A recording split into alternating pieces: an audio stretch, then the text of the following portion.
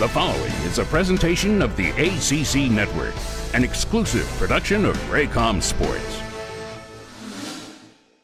There's no easy games in the ACC. If you don't show up every single week, you're going to lose. Here he goes to the 30. Hurdles his man at the 25. Taking flight. He never had a chance.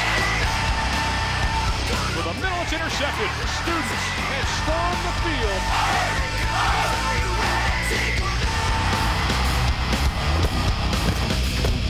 But when the challenges are greater, you either run to it or you run from it.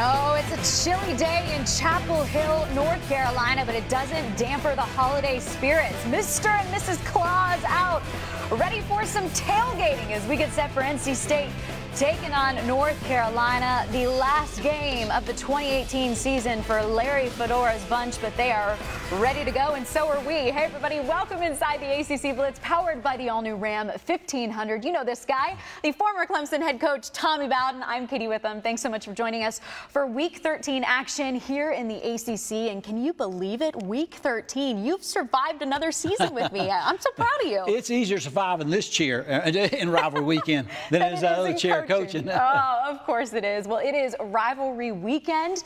It is a exciting one. And what is it about this, Coach, that makes this weekend in particular so special? You know, to me, it's the most exciting weekend in college football because, you know, as a coach, you can feel it when you walk in the stadium. You can feel the electricity because you know that every one of your fans is playing the team that they love to hate, and you can feel the love in the stadium. And you can absolutely feel the love. And then last night, Virginia Tech, that game's any indication of what's in store for the day. It's going to be a great day for the ACC. It is going to be a great day, and we've got a couple really good games just about to kick off. The first one happening in Athens, Georgia. Georgia Tech taking on number 5 Georgia. These two teams have met on the gridiron every year since 1925. That is 94 straight seasons, Coach Bowden. And they say it's clean, old-fashioned hate when it comes to this one. Yeah, for me, Georgia Tech right now leads the nation in scoring. I think it's going to be important to watch for Georgia early. If Georgia can slow down this Georgia Tech rushing attack, because if they can, right now, Georgia is 13th in the nation total offense, 483 yards. They're averaging 39 points a game. Tech seeking their 3rd straight victory between the hedges. Well, also just about to kick off, but up north in Chestnut Hill, Massachusetts, it's number 20 Syracuse taking on Boston College. And when you look at the season that both of these programs have had, Coach, the Orange enter this contest at 8-3. Their only losses coming to Notre Dame, Clemson, and Pittsburgh, while Boston College is 7-4. They're figuring to be in a really solid bowl game as well. But let's talk Eagles. And all season long, you've told me the Eagles go as A.J. Dillon goes. Well, that's why A.J. is so important to this Boston College offense. They've got to run the football early in the season, averaging 250 yards a game. The last 2 weeks, 9 yards rushing versus Clemson, 125 versus Florida State. They lost them both. For Syracuse, on the other hand, they need the football. They're averaging 40 points a game, 10th in the nation. But which quarterback is going to lead, Tommy DeVito or Eric Dungey? Yeah, that one, a game-time decision as Eric Dungey left last week's match early. Okay, the Gators taking on the Seminoles in the Sunshine State rivalry. More on the line than just pride for the Noles. They're looking to keep some streaks alive. 36 straight bowl appearances, 41 straight winning seasons, and 6 straight over the Florida Gators. Can they do it again today, Coach? Oh, yeah, they can do it again. But when you look at this on paper, Florida is better in every single statistic, especially the best thing to do is pass defense. What does Florida State do the best? They throw the football. Therefore, DeAndre Francois, Tamarian Terry, and Nyquan Murray must play well for Florida State, but they do have a chance. Later tonight at 7 p.m. in Memorial Stadium, we have South Carolina taking on number 2 Clemson. This is the 110th consecutive consecutive meeting between these two schools, the second longest uninterrupted series in the FBS, the Palmetto Bowl. You know something about this game. Yeah, this to me is the most intense. And as a head coach, you know, when do you know that this game is important? And for me, it's after you lose the first one. How many did you lose? I only lost 2. Oh, only 2. Only okay. 2. But you know how big it is, because after I lost that first one, I was checking in the hotel the next year with a team on Friday night, and one of my lovely inebriated fans came up and said, "Hey, Coach, you know we haven't lost 2 in a row for 30 years." So I didn't sleep well that night. I was going to say, you got a restful night's sleep on that one. All right, our game coming up here at 20 after the hour. That guy going to be under center once again for Dave Doran. Ryan Finley has the highest completion percentage in Wolfpack history. NC State in town in Chapel Hill taking on North Carolina. This is the 5th straight year these two face off, a rivalry that began back in 1894. But on paper, Coach, everything once again going against North Carolina. Yeah, Ryan Finley has that NC State offense scoring 33 points a game. Unfortunately for North Carolina, they give up 34 points a game. Look for the North Carolina defense have to stand up to have a chance today. Well, we're going to talk run game. We've been talking it all day. We're going to talk more of it, and specifically, we hope to see big things once again from this guy. Well, 5'11", 240 pounds. He's a bowling ball on the goal line. Nothing but neck and knees when you see him coming at you. Reggie Gillespie Jr. in action in just a few moments. We're talking the ACC Championship game coming up next. ACC Championship game is set. It's 1 week from today, a rematch from the infamous 2016 Pitt upset over Clemson.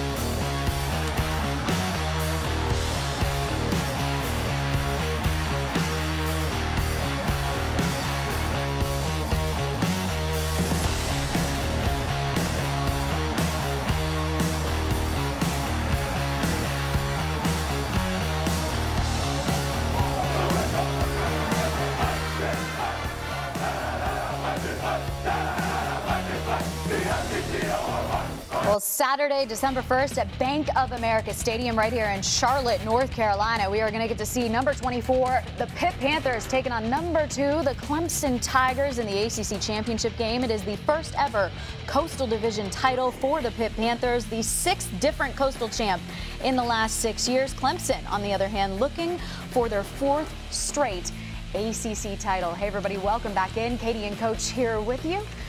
And we are excited to see these two in action in just under 10 minutes. Kelvin Harmon and Jacoby Myers sure to have a big day today. Yeah, these two guys are Ryan Finley's 2 best friends, but 2 of the reasons why he's had such great statistics. 2 tremendous wide receivers.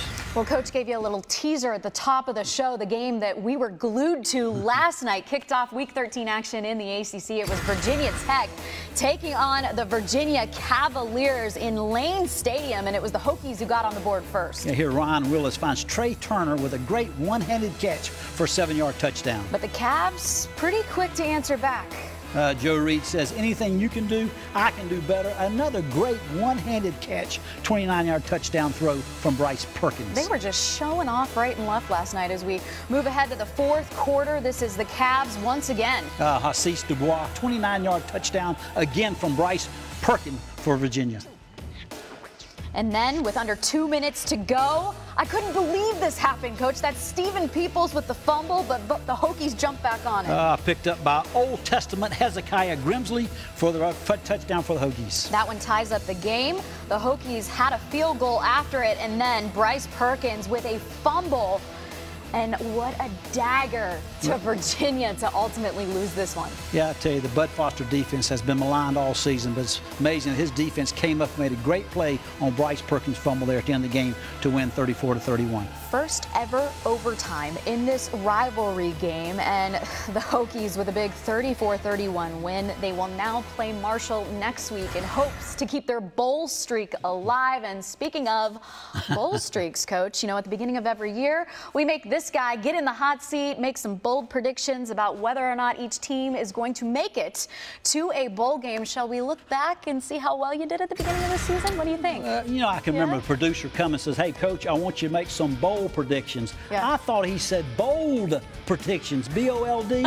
So I visited on the dark side. Yeah, look at that. You had everyone going except for North Carolina. I was living on the edge and picked 13 out of 14 to go. And believe it or not, right now, only North Carolina and Louisville are not bowl eligible, and it looks like these three teams, well... Listen to you patting yourself on the back. You have to admit, a couple of weeks ago, things did not look good for you. No, but I'm an optimist. Virginia Tech, Florida State, Wake Forest can all be bowl eligible, and can you believe it? What looked like to be a disastrous pick could actually come out being 12 of the 14 teams going to bowl games, and surprised myself again this year. Well, Wake Forest needs to beat Duke today, and Florida State has rescheduled Louisiana Monroe, so they've got a shot, but those ones in yellow still up in the air for you, so who knows? We'll have to wait and see. Well, don't forget, Ram Trucks and Bojangles, they've teamed up this year to give away an all-new 2019 Ram 1500 Laramie Crew Cab 4x2 featuring uncompromising luxury. One lucky winner was selected last week. A huge thanks to Ram and Bojangles for their support of the ACC and of our fans. Ram, built to serve. The ACC Blitz is powered by the all-new 2019 Ram 1500.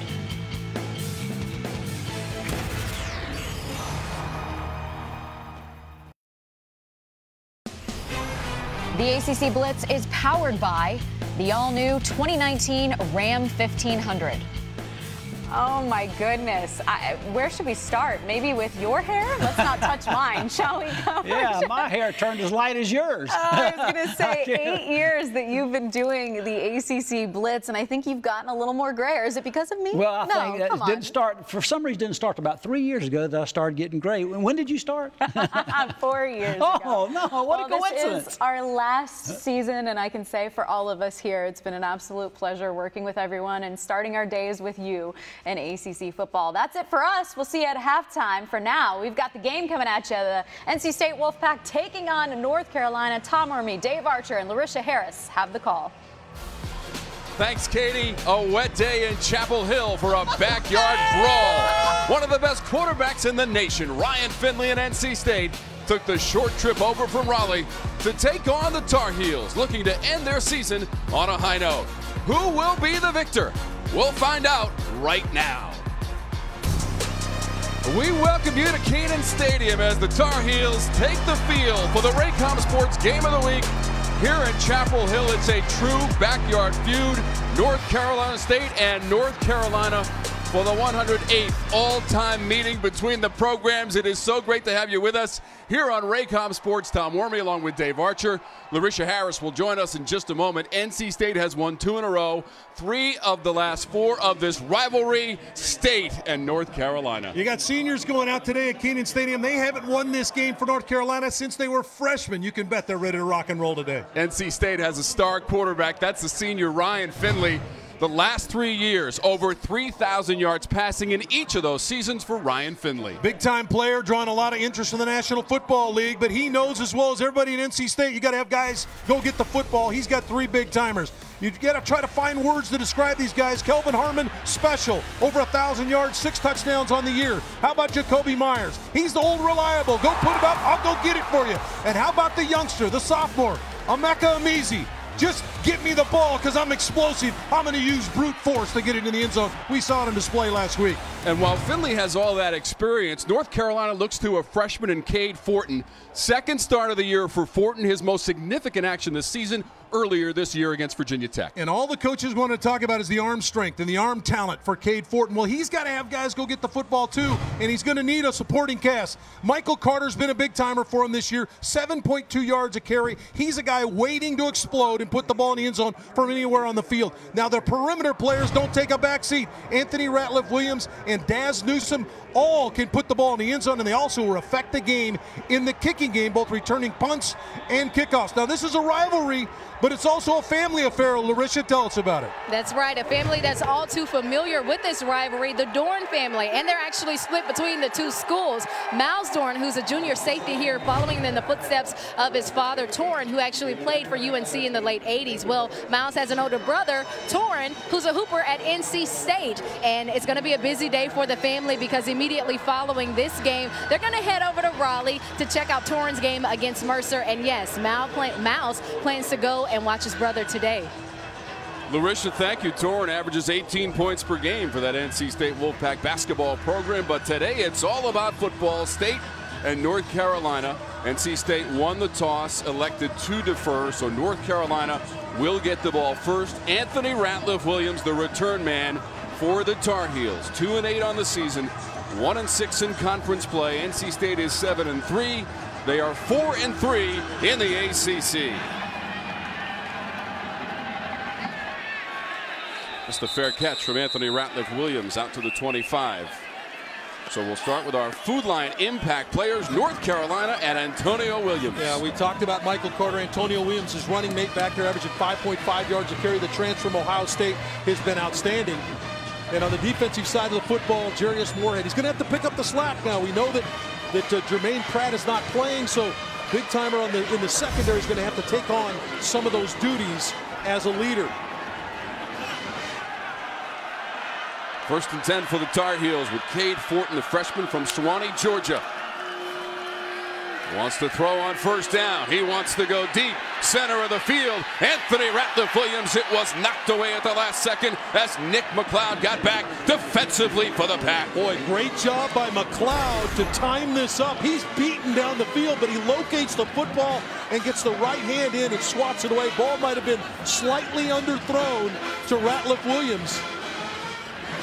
Talked about the arm strength, the arm talent. They show it right there as Cade Fortin, who was injured earlier in the year, hurt his knee earlier in the year, is now back on the field. They love his ability to shoot the ball down the field. That was just the 26th passing attempt of the season for Cade Fortin, seeing action in his 4th game this year. Jordan Brown is the runner for North Carolina. It's going to be a very minimal gain as Murchison made the tackle, maybe 2 for Brown of the rush. This is an NC State defense that lost 9 guys off of last year's team. That was an outstanding defense at NC State, and they've done a good job of providing the depth. Those guys got to play a lot last year, and now trying to fill some of the holes of a great NC State defense a year ago. Just 12th in the ACC in this 3rd down situation this year. And North Carolina looking for Bo Corrales, too far ahead of him. Chris Ingram had the coverage, and the Tar Heels are going to have to punt after their first series. And a little nervousness maybe there by the young quarterback, Cade Fortin. First time he's played, I said, in a few weeks because of the knee injury.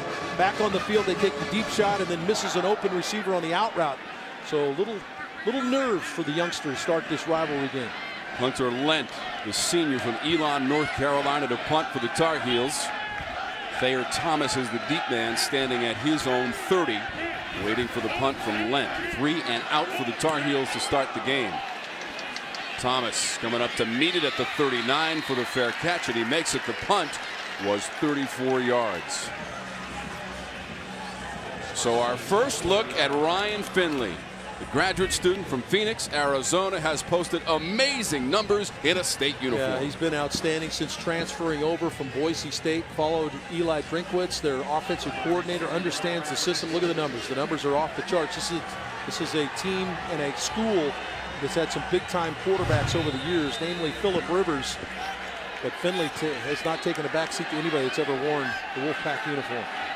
Finley joined Phillip Rivers, only quarterbacks in school history, 3 straight years of 3,000 yards or more passing, and he leads the conference in yards per game. Near the 40, broken up.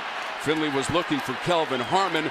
Miles Dorn, we just talked about him at the top of the broadcast. He comes through with the play. Yeah, Larisha talking about he and his family. Big day for them with a basketball game later on today, but a big hit by Dorn from the safety spot to knock it out of the hands. When you get it out of Kelvin Harmon's hands, you've done a good job. Nice play by the safety. North Carolina beat Western Carolina last week here at Kenan Stadium, 49-26. Dorn admitted to us he's being very truthful.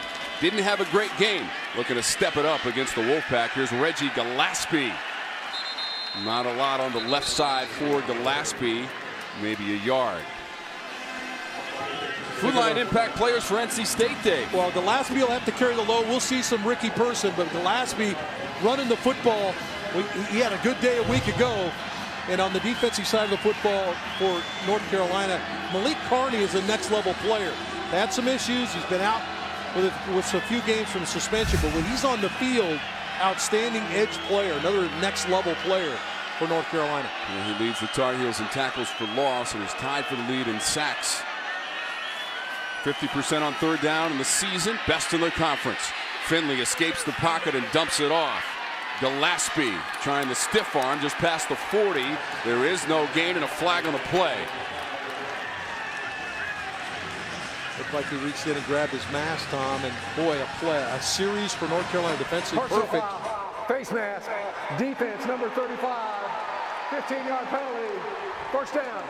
And it's thwarted by a penalty. Ross, the corner's going to come up, reach up with the left hand and grab the mask. And really a nice series by North Carolina there. They're going to get a 3 and out and force Finley to drop the ball off underneath. But the penalty extends the drive. And these are some of the mistakes that have plagued North Carolina throughout the year.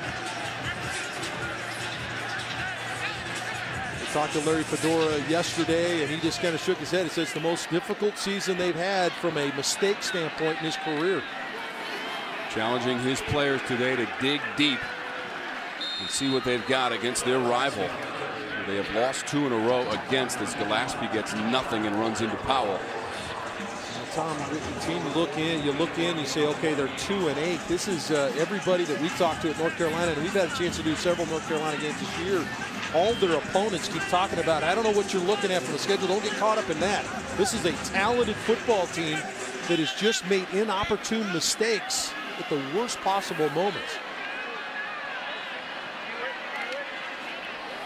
Handoff by Finley. Ricky Person Jr. trying to fight his way to the 35. They'll mark him at the 36, couple of yards short of the marker. They got 8. Malik Carney making the tackle of Ricky Person.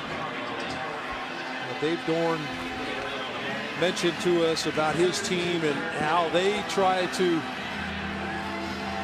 to get too caught up in the rivalry thing, if you will, but he knows it's out there. All these kids see each other. They're around each other in the grocery store, whatever it is. You go out to eat. Their third down conversion's the best in the ACC at 50%. They're going to run it. Person forced backward on third down.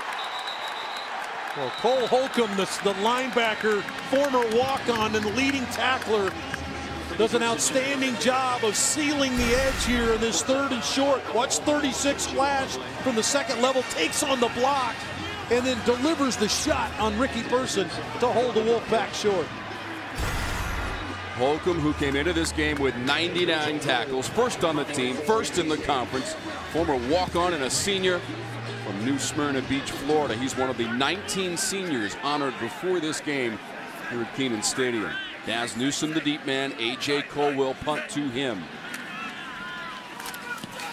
Newsome does have a punt return TD this season, but he'll avoid this ball. Fielded down near the 1-yard line. C.J. Riley on special teams. The punt of 37 yards, but it's down near the 1 for the Heels.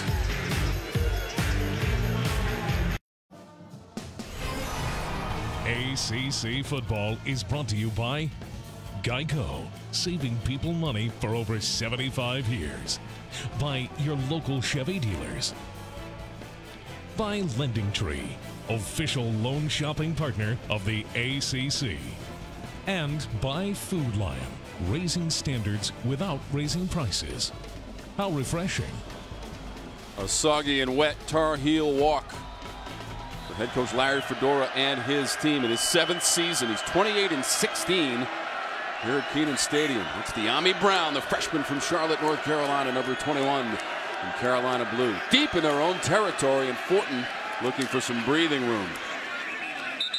Well, you just had a kind of an unsettling opening series of your Cade Fortin. You missed a couple of guys that were open, and now you've got the ball down on your own 1-yard line. So you can bet that Chris Kapilovic, who does an outstanding job of calling the plays for Larry Fedora's team, is going to be very careful down here with a young quarterback. Now, a lot of coordinators like to take shots down the field from deep in their own territory because defenses like to try to hug up to try to get a safety.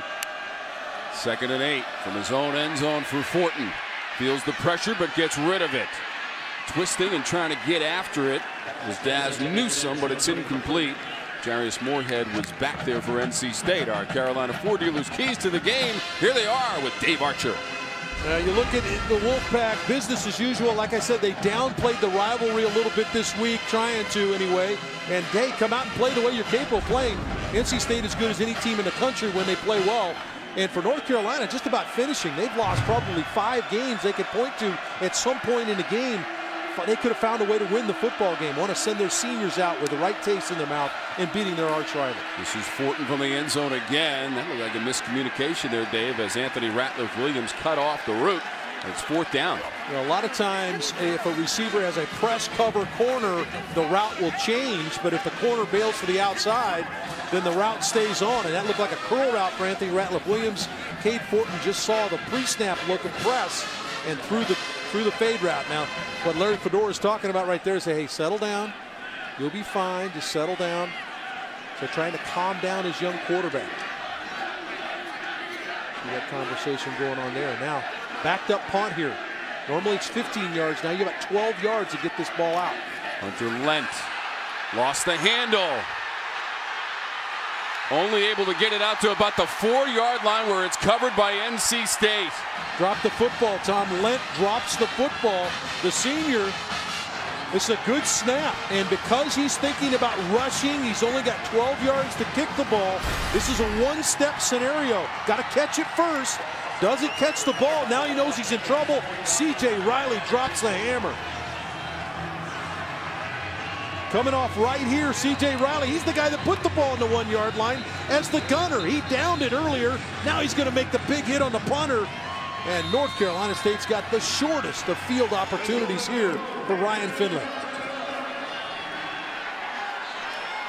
So Riley making the play on special teams. So 1st and goal from the 4 for NC State. Just inside of 10 minutes to go in our 1st quarter. Trying to go around the edge and diving. Mecca and Mezzi. We talked about that. They like the strength, the brute force, his ability to run the football, Tom. And we saw it last week against Louisville. His ability to catch the ball short and punch it in the end zone. Tried that little shovel to the inside, almost a jet sweep. Counts as a completion for Finley. Boy, Dave Dorn loves these wide receivers. I would expect that Reggie Gillespie is going to get an opportunity to power this in. Had a big day a week ago. Had 2 rushing touchdowns and a receiving touchdown a week ago. I think this is Gillespie's opportunity here to punch this in. 11 carries for 73 yards and those 2 rushing TDs last week at Louisville. Went unbalanced, Tom. This is into the end zone. It is Gillespie. Touchdown, NC State from a yard away, and the Pack open the scoring. The Wolfpack faithful is here. Watch this change. They're going to go unbalanced. Watch the line shift 1 man to the right, and North Carolina does not adjust to it. So now they're overmatched on that side, and Gillespie walks in. Nice little wrinkle there by Eli Drinkwitz. Little shift by the offensive line. 12th rushing touchdown of the season for Reggie Gillespie, the senior from High Point, North Carolina, and South Guilford High School. Christopher Dunn, his attempt to make it 7-0 Wolfpack. Not the prettiest thing you'll ever see, but it's good, Dave. North Carolina State takes it to the end zone with Gillespie, 7-0 Pack. Jefferson Pilot Teleproductions presents. Today, the Terrapins of Maryland play host to the Orange Men of Syracuse. 2 tight ends, full house backfield. Covington, touchdown. Syracuse running away with it now, putting the final touches on a big victory. All the way back to September 9th of 1984 with Mike Patrick, Kevin Kiley, and Chris Clackham on the call. The first game here on Jefferson Pilot, Raycom Sports. As Anthony Ratliff Williams has the return, we are celebrating 35 years of producing ACC football games all the way back to 1984. This is our 452nd broadcast today. It could not be more appropriate, Dave, with North Carolina at NC State. Yeah, I couldn't agree with you more. Been here for some great moments in this series and certainly over the years broadcasting these games for Raycom Sports. This is a great celebration. We're excited to be here with you. This is the 19th time here on Raycom Sports we have had this matchup. That is the most played game in the 35 years of teleproductions of ACC football. Swinging out to Michael Carter. Gets past the 20. We're going back to Charlotte, Tommy, and Katie for an update. Let's head to Athens, Georgia. Georgia Tech taking on Georgia. The Bulldogs on the board first. Quarterback Jake Fromm finds wide receiver Riley Ridley for a 5-yard touchdown pass. Then look at him go. That's Wanye Thomas, coach, a 100-yard kickoff return. And you notice he starts out to his right, sets up his blocks, goes left. 14-7 UGA on top, guys. Thank you, Katie. Back to the live action with Michael Carter. That series, Dave, goes back to 1893 with Georgia Tech and Georgia. The very next year, 1894, we started this series. Now, talked about some of the explosive players for North Carolina. This is one of the guys. They want to get Michael Carter out in space. That's consecutive plays where Carter has touched the football. Now you're third and short. Get a manageable situation for your young quarterback. Daz Newsome is a guy you like to find in this situation at the top of the screen. Jordan Brown, the running back, to the right of Cade Fortin, the freshman. There's Newsome, big-time player. They like to try to find him in these situations. 3rd and 3. Incomplete. Looking for Anthony Ratliff Williams, Nick McLeod in coverage. Yeah, Nick McLeod off to a good start. He's had the ball thrown his direction 3 times, and the ball has been on the ground all 3 times. That's as good as it gets if you're a corner. So the junior corner doing a good job against one of the more explosive Tar Heels and Anthony Ratliff Williams on the slant route. And he's excited about it. So 3 possessions and 3 and outs for North Carolina. Hunter Lent is back in, had a little trouble with the previous snap, and it led to an NC State touchdown by Reggie Gillespie from a yard away. Here we stand, 7-0.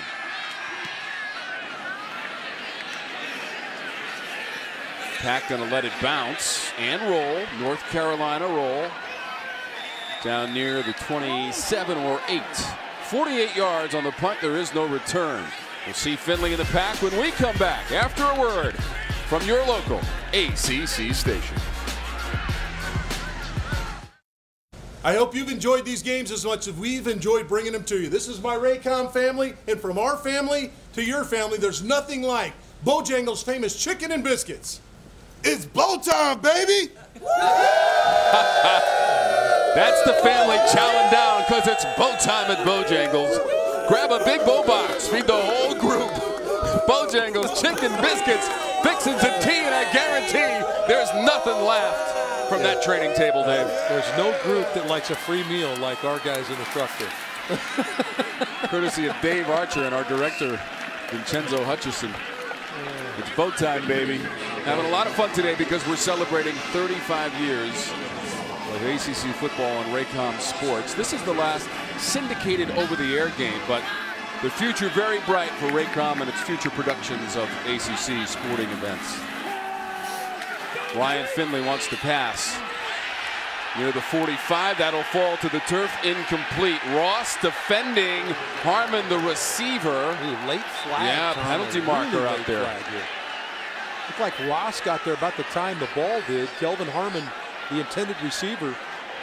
Pass interference, defense, number 36. Ball in place, Called the foul on Holcomb, the linebacker. He's right here, so obviously it's not Cole Holcomb. 35, Ross is the guy that made the play, but didn't see that one. Let's go down to Larisha.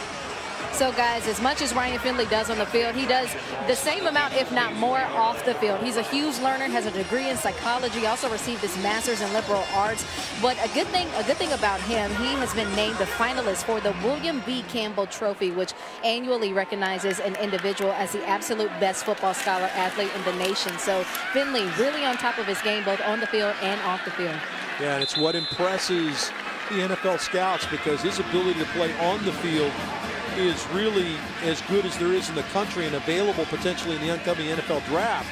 But it's his ability to do and absorb what he has done in the classroom has impressed the scouts as well. So Finley checking off all the boxes for his opportunity to maybe play at the next level. His 36th career start today. After last week, throwing for 316 yards and 4 touchdowns in a win at Louisville for NC State. Gillespie going to be dropped for a loss. -1. Tamon Fox, number 12 in Carolina blue. Boy, outstanding job by Fox to win at the line of scrimmage here. North Carolina knew that they were going to have to try to control the line of scrimmage. Fox and Carney, outstanding edge players. Fox wins right away and is able to get in the backfield to make this 3rd and long.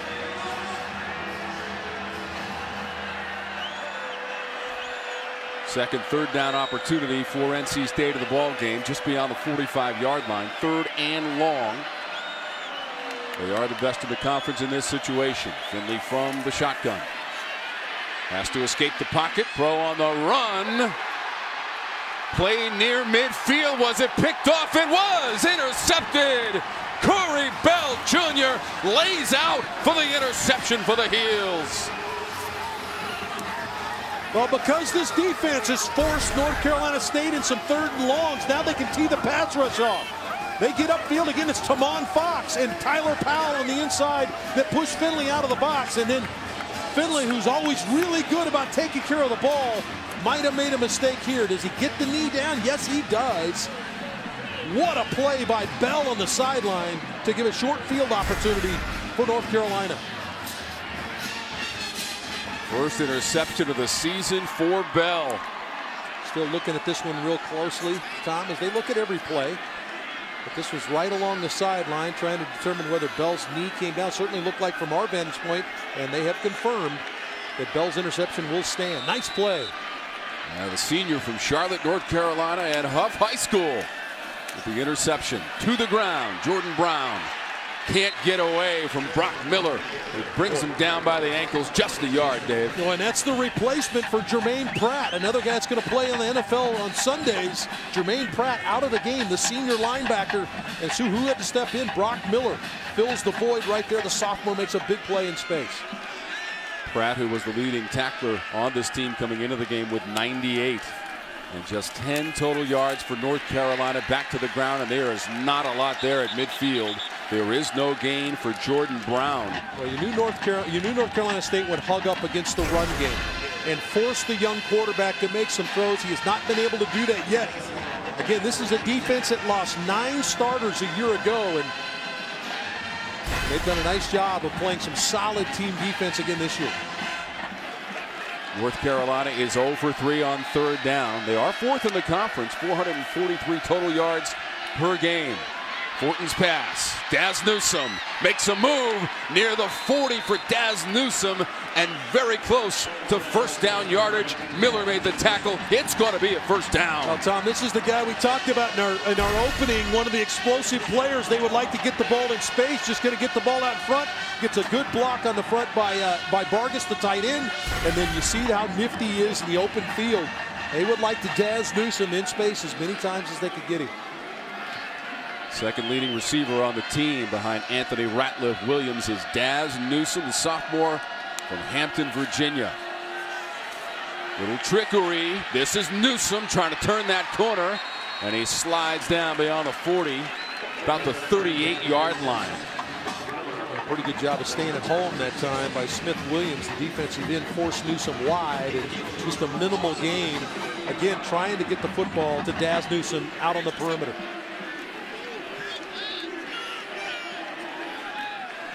Here's our 1st and 10 line, brought to you by Lending Tree, official loan shopping partner of the ACC.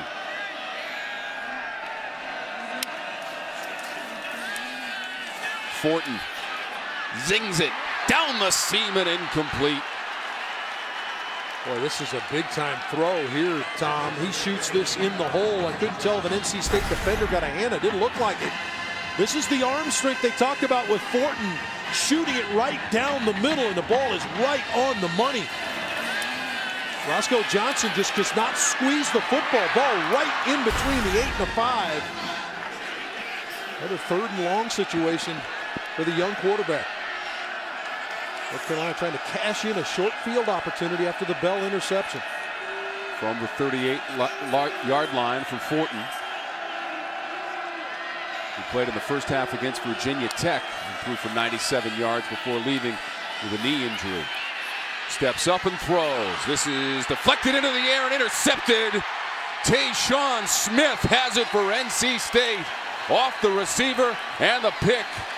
Corrales couldn't hang on to it as it bounced off of him, and Smith has the interception. Well, just a 3-man pass rush, so Fortin slides up in the pocket and makes a good throw again. This is back-to-back throws that are right on the money. Slides up in the pocket, hits Corrales right in the chest with the ball, and he just caroms up in the air. Just a volleyball play up in the air, and Smith makes the catch. Nice job of finding the hole by Corrales. Slides out in the hole in the zone. You got to catch the football. Boy, 2 throws back-to-back by the young quarterback. Right on the money, and both are dropped. So the freshman Tayshawn Smith from Fort Lauderdale, Florida, his first interception in an NC State uniform, and he gives it back to the graduate Ryan Finley at quarterback for NC State. Gillespie runs into a Carolina blue wall. Fenced in Gillespie, loss of 2. Boy, North Carolina just controlling the line of scrimmage in the run game right now defensively. This defensive line is outstanding when all on the field and all healthy. They're still banged up. They're missing some players. Jeremiah Clark is not playing today, a big timer, but Tyler Powell is filled in. A nice job by Strobridge to get through and make a play there in the run game. Gillespie ran for 73 yards on 11 carries last week in a win at Louisville, 52-10. NC State had 518 yards of total offense. Trying to get to the 30. On the rush is Reggie Gillespie. Malik Carney has the tackle, and for more on Gillespie, down to Larisha. Well, guys, we know that Reggie Gillespie actually changed all of his social media handles to the Bus 25 this season. And it seems like, you know, he has one destination that he's headed, and that's to the end zone. We saw him head to the end zone earlier this year, and that made 13 times that he's passed the goal line so far this season. Yeah, 11 rushing touchdowns, 2 receiving touchdowns for Gillespie, and he had a big day a week ago, 3 touchdowns against Louisville. They're trying to lean on the big running back. They're going to need Finley to make some plays now. 3rd and long. From the 30-yard line. Gillespie trying to get to that marker. Falls and rolls, but he's short of it. Up near the 37.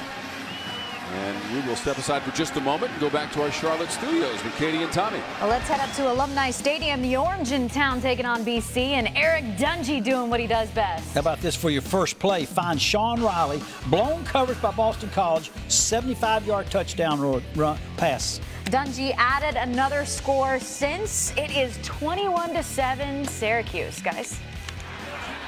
Goodness, good. That's on that good old-fashioned Eastern rivalry, and looks like the Orange taking care of business right now.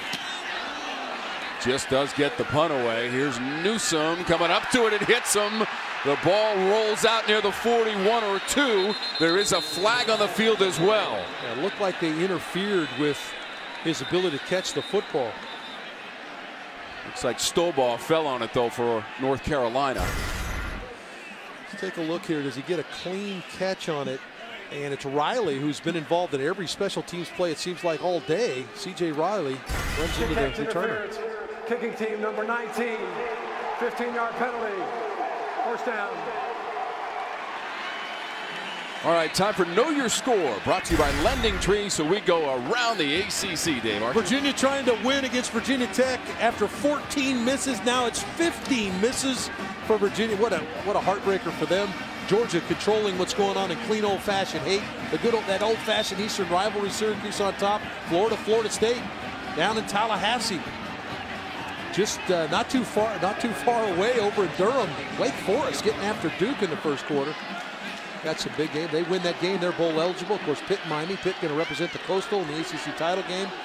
The Bluegrass Classic between Kentucky and Louisville, and of course the Palmetto Classic, Tom. You live down in that South Carolina area, with Clemson and South Carolina going head-to-head later on. 4 straight wins for the Tigers in that series.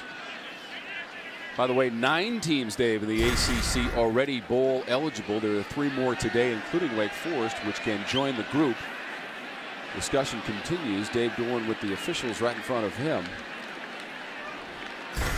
Take a look here, Tom. I think to see if the ball's spotted properly on the play. I think that they're trying to find the spot of where Newsome was maybe interfered with. Let's see if we can take a look here. Well, first that was Thomas Jackson, who almost gets a piece of the punt right here from A.J. Cole. A good effort. Does he get a piece of Cole as well? I don't know, Dave. Well, it's not obviously not something they can review, no. But they slid right over. He might have caught him just a little bit with his helmet, but maybe brushed the hindquarters there, but nothing all that significant. Just trying to. I think they're trying to get the proper spot here where Newsome came up to try to field the football.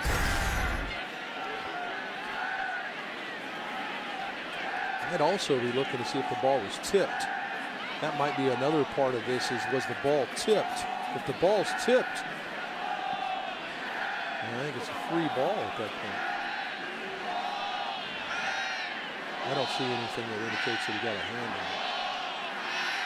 Well, the punt from Cole was 29 yards, and then Wiley was called for catch interference, standing next to Newsome during the course of play. After further review, the ruling on the field stands. Yeah, nothing conclusive there for if the ball was tipped or not, and so now North Carolina in back-to-back series here, Tom, has a short field opportunity. Did not cash it in after the Bell interception. Now, because of the penalty after the punt, another short field for this young quarterback in Cade Fortin. Javonte Williams is the running back to the left of Fortin.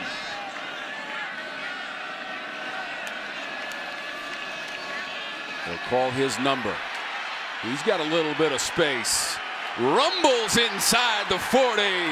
Javonte Williams, first down North Carolina, and he runs it for 16 yards. Now 93 yards and 3 touchdowns last week against Western Carolina for Javonte Williams.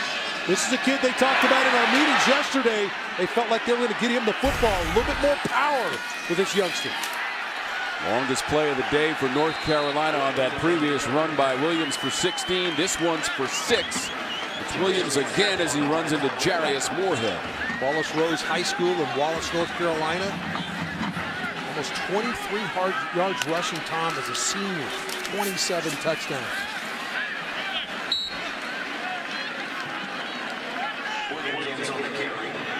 Yeah, over 2,000 yards rushing as a senior, Dave. Some pretty impressive high school numbers.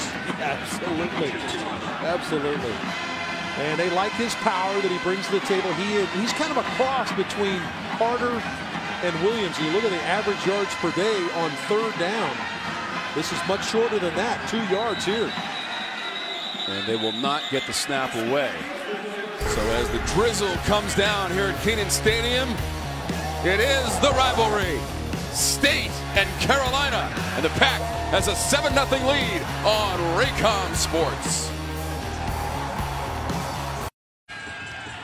Our first quarter stats are brought to you by the North Carolina Education Lottery, celebrating 12 years, over $5.8 billion raised for education. To learn more, visit nclottery.com. Yeah, both teams have been good on 3rd down. Just 1 for 8 for both teams. Best opportunity for North Carolina right here. Another play up front by these defensive lines. Both defensive lines, Tom, playing really well, especially on 3rd down. Liam McNeil in on the tackle for Dave Dorn in his 6th year as the NC State head coach. He's 41 and 33 overall. The true freshman steps in there and makes a nice play, Tom. We're going to go here. 4th and 2. 9 of 20 in this situation this season. It's a long way to go on a quarterback sneak, but a pretty good surge up front. Dave, it's going to depend on the spot. Jonathan Troll, the center, who's played guard, center, Done a number of things for this team. Looks like he got a nice push, and Fortin folded right in behind him, but it's still close enough to where they're going to have to take a look, Tom.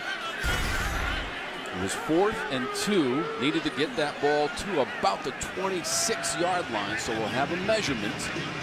I'm going to say he's got this. I'm going to give him half the football here, Tom.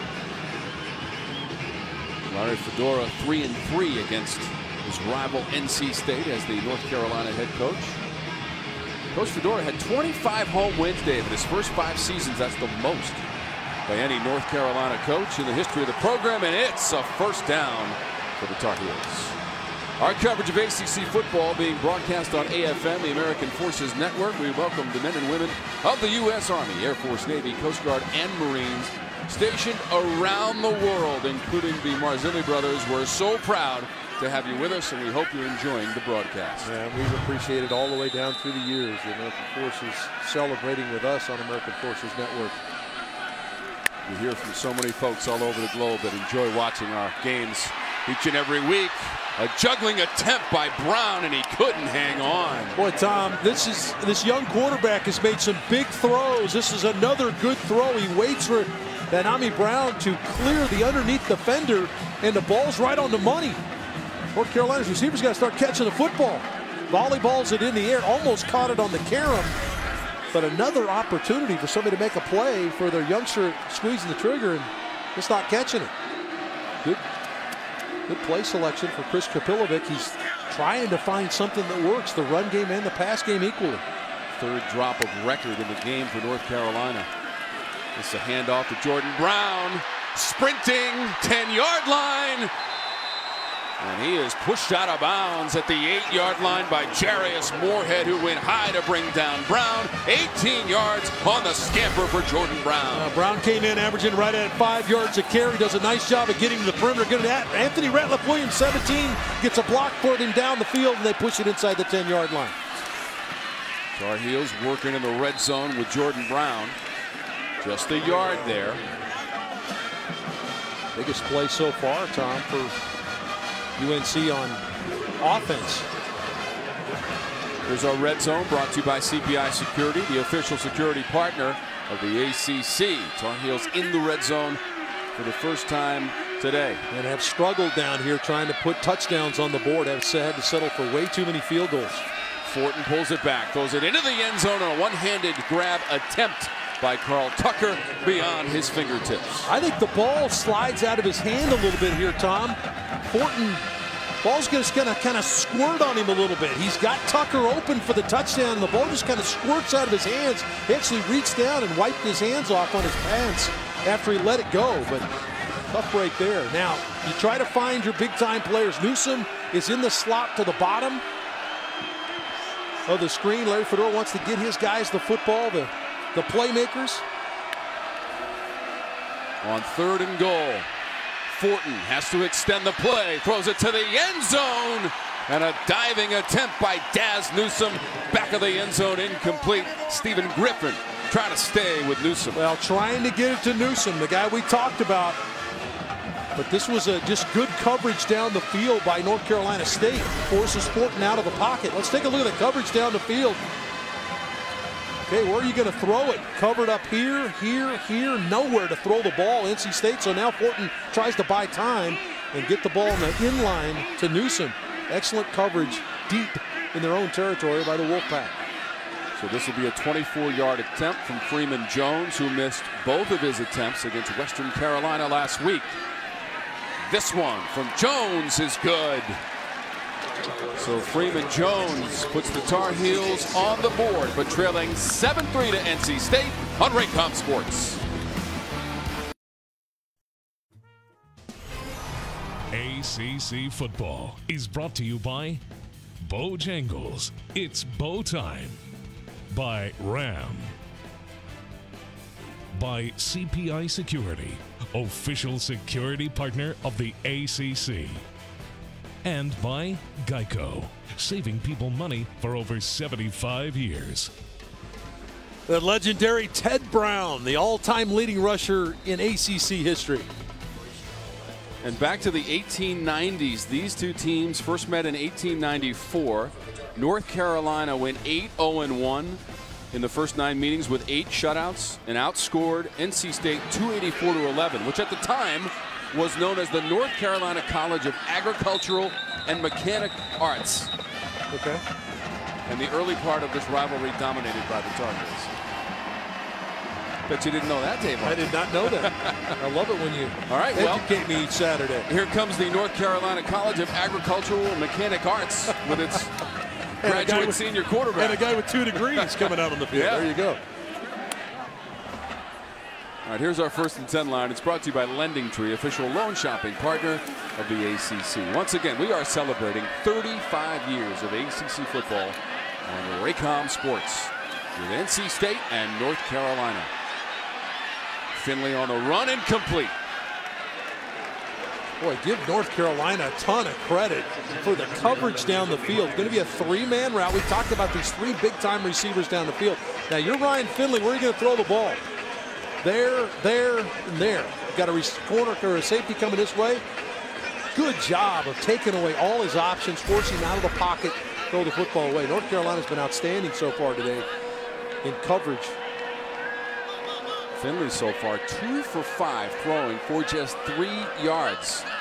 And this is a player who leads the conference, 318 yards passing per game, best in the conference and 5th in the country.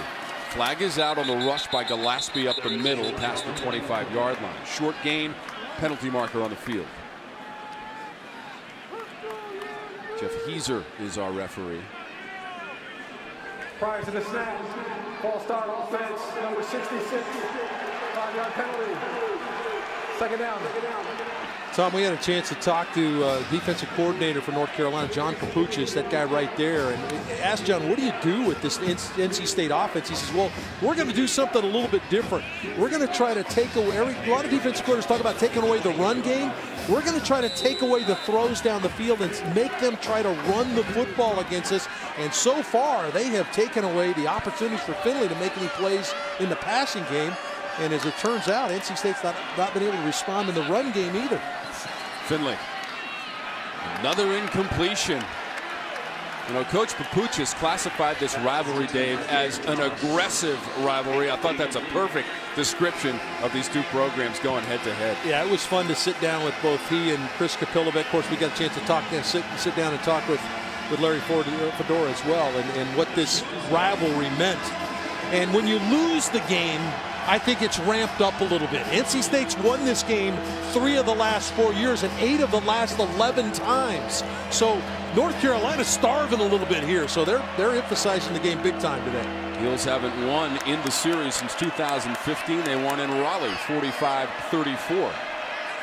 3rd and 15 for NC State and Finley. He's got an open man past the 35-yard line. Jacoby Myers adjusting to the throw. It's a 1st down and a 14-yard play. Brought pressure on the play, trying to get after the quarterback. See the slot blitz right there. And so nobody gets over to account for Myers in the slot. Tempo for NC State. Thayer Thomas made the catch, but something didn't look right at the start of the play. It looks like they're going to maybe a buzz down. The officials. Prior to the snap, the previous play is under further review. Yeah, going to check to see if Jacoby Myers caught the football would be what they would be looking for here. What happens is North Carolina comes with a slot blitz, and nobody accounts for Myers down the middle. Now, does Jacoby Myers catch the football? So the play is under review. The ruling on the field was catch. Further discussion forthcoming.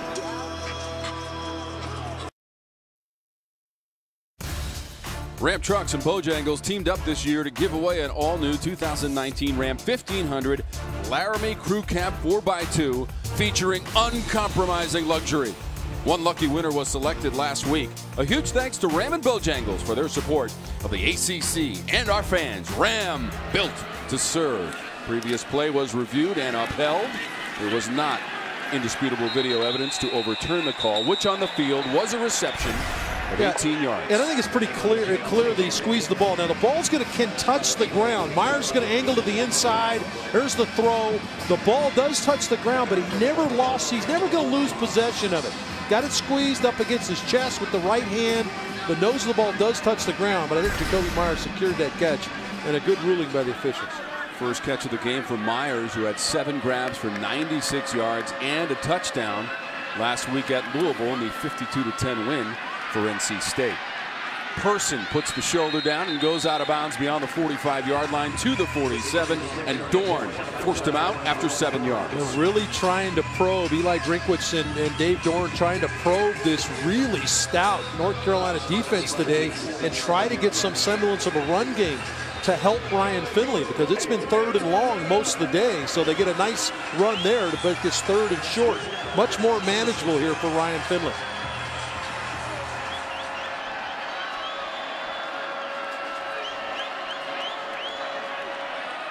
Got to get to the 49. Finley's quick toss is incomplete near midfield. Looking for Ricky Person. Yeah, it's a bad throw, Tom. It's really set up well. Get the eye candy with a Messi going back and forth in motion, and you're just going to slip Ricky Person in the flat, and the ball is thrown into the ground by Ryan Finley. So Finley either struggling with some of the weather out on the field or whatever, but just a poor throw. No chance for Person to make that catch and get a first down.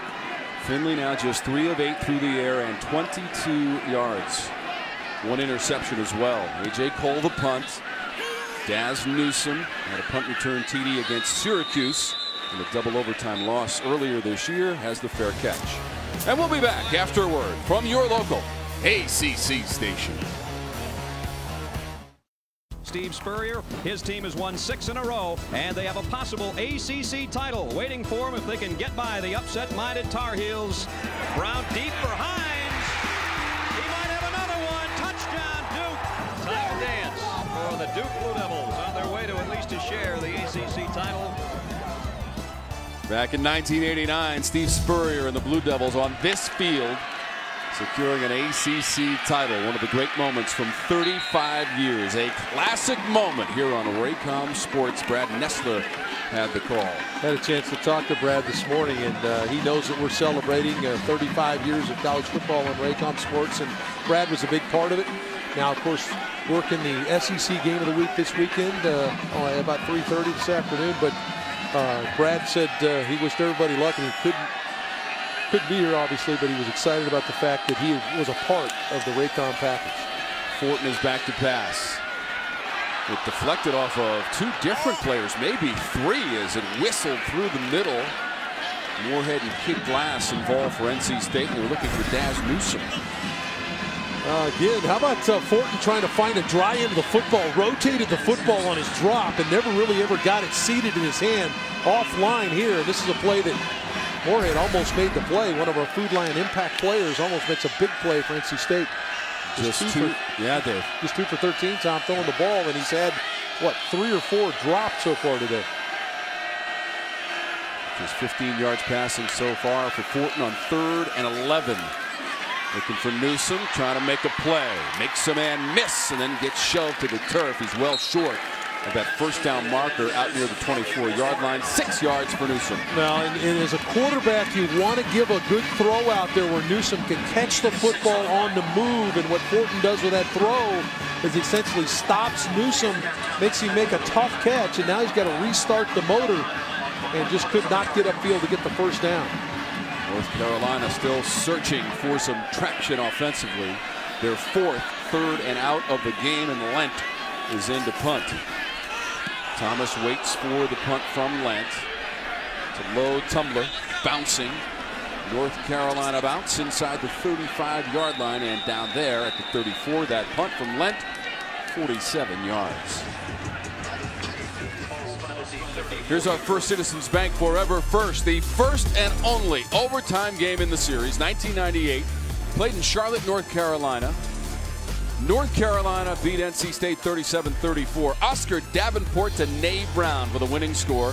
Both teams went on to a bowl game, and both finished with identical 7-5 records, 5-3 in conference play. Forever First, and the first and only OT game in this series being played for the 108th time. Finley's on target. Myers has it to the 40-yard line, 6 yards. They're really trying to reach into the playbook here. You see Kate Fortin kind of going over some of the thoughts of what's going on the field, trying to check in and dial in to Finley, trying to get Finley going, Tom. Good throw, got him out on the move, got Jacoby Myers the football. Talked about these 3 big-time wide receivers. They got 5 that they use, but the 3 big-timers just have not gotten started. Subsequently, Finley not doing very well either. And Finley approaching 9,800 career passing yards. This will be a run from Person. Not a whole lot as he nudges his way beyond the 40-yard line. Maybe one for Ricky Person Jr., the freshman from Wake Forest, North Carolina. Again, another penetration play by North Carolina that forces Persons wide. And by the time he's able to get back up the field, there's a lot of North Carolina blue all over him. John Papuchis, we talked about what his plan was going to be. Take away the passing game if you can. Make them try to run it. They've been good on 3rd down against NC State. Just 1 of 5 for the Pack in conversions in 3rd down situations. 3rd and 3. Finley looks left. Throws. Incomplete as that ball bounces around the North Carolina logo at the center of the field. Incomplete to Emezi. Well, frankly, neither team is catching the ball very well. This is a good throw here down into the inside on the slant to Emezi, and he can't squeeze it. I mean, Ross ultimately gets there as a defender, but the ball's right on the money for the conversion, and the youngster, the sophomore, drops the football. Emezi had 7 catches for 72 yards last week in the big win at Louisville. It's going to bounce near the 20. Take a state roll. Right near the 6-yard line. A.J. Cole on the punt of 53 yards as Riley downs it. Timeout on the field at Kenan Memorial Stadium. The following is an exclusive presentation of Jefferson Pilot Sports. 2 traditions of football excellence collide in Tallahassee. It's number 1, Florida State against 20, Clemson. Dropped football, picked up by Derek Brooks, and he's on his way. Derek Brooks will not be caught. And Florida State leads Clemson 57-0. Steve Martin on the call. Another classic Raycom Sports moment from 1993. Florida State on their way to a national title in their first year in the ACC. Dave, we continue to celebrate 35 years of ACC football on Raycom Sports, but these flashbacks, so nostalgic. I love it. You get to feel the flavor, the fabric of ACC football right here on Raycom Sports. Yeah, no question about it. And Florida State's run, Bobby Bowden's teams that, so many years ranked in the top 5 in the country and having a chance to be one of the best and maybe win a national championship, but certainly competing in the ACC. How about the moment for Virginia when they were able to beat Florida State and have their first time that Florida State had lost in the ACC? Big moments. Fortin from his own end zone. A sliding attempt past the 15 by Daz Newsome, and it is going to be a grab for Newsome. Yes. Boy, the tough catch is something that's going to determine this game now, Tom, because both quarterbacks are having a tough time with their accuracy. If they're being affected by how much moisture's in the air, how much the ball's getting wet when it hits the ground. And so Newsome makes a tough catch right there to make a first down. Now 38 degrees right now. Intermittent rain showers and light drizzle over the middle. Dropped by De'Ami Brown. He was in stride and ready to run. Can't throw it any better than that. This is a RPO, little run pass fake. Now throw the slant in behind. Ball right on the money again. Boy, big time throw by Fortin. We talked about catching the football. You can't hand it to a guy better than that. Man, that could have been a game breaker for North Carolina. As it is, their 4th drop of record here in the first half as Brown couldn't hang on. The freshman from Charlotte, North Carolina. Fortin the handoff. Williams, penalty marker. 2 yards. Personal foul, face mask, defense, number 45, 15-yard penalty, first down. So that'll go against Roseboro for NC State and produce a first down. For more, let's go down to Larisha. Well, guys, Das Newsome has really been showing off his skills. And when we spoke with the coaches, you know, they told us that every time he gets the ball, he really shows, you know, why he's such a dynamic player. He's hard to tackle. He's effective in the pass game. He's just one of those guys who, you get the ball to him, he's going to make people miss, and he's going to have productive plays for you. Well, and he was limited to just 45 yards in the game last year against North Carolina State. They wanted to improve dramatically on that. Javonte Williams battling his way for 3 yards. Jarius Moore had the tackle. Take a look at the pass rush up front. Now this is a quick screen to the outside. Excellent job of getting out in the play, but you're trying to let defenders come up the field and throw the ball wide of them or behind them in that screen play. 2nd and 7 for North Carolina, trailing NC State 7-3 as we play late in the 2nd quarter. Long pass, diving attempt at the 25, and it's incomplete. Thomas Jackson tried to run under the toss from Cade Fortin. Well, you can see this kid's got the big arm, but this is an opportunity. No safety in the middle of the field. He'd established the angle he needed to run on. That ball's got to be towards the goalpost, not across the field. So just a misthrow by Fortin. Just 1 for 8 on 3rd down for North Carolina in the first half. With the nose of the football looking over the 36-yard line. Struggling in this situation of the game so far for North Carolina. Fortin with the time. Sturdy pocket, delivers. Up near the 50, and that one is caught. Bo Corrales, and Bo will tell you it's a first down, heels at 14 yards. Going to come with a 6-man pressure up front. North Carolina does a great job of sorting it out, giving his quarterback time to throw, and then Corrales squeezes the ball down the field. Finally makes a play for his quarterback. Bo knows first downs at midfield, North Carolina. Fortin scrambling.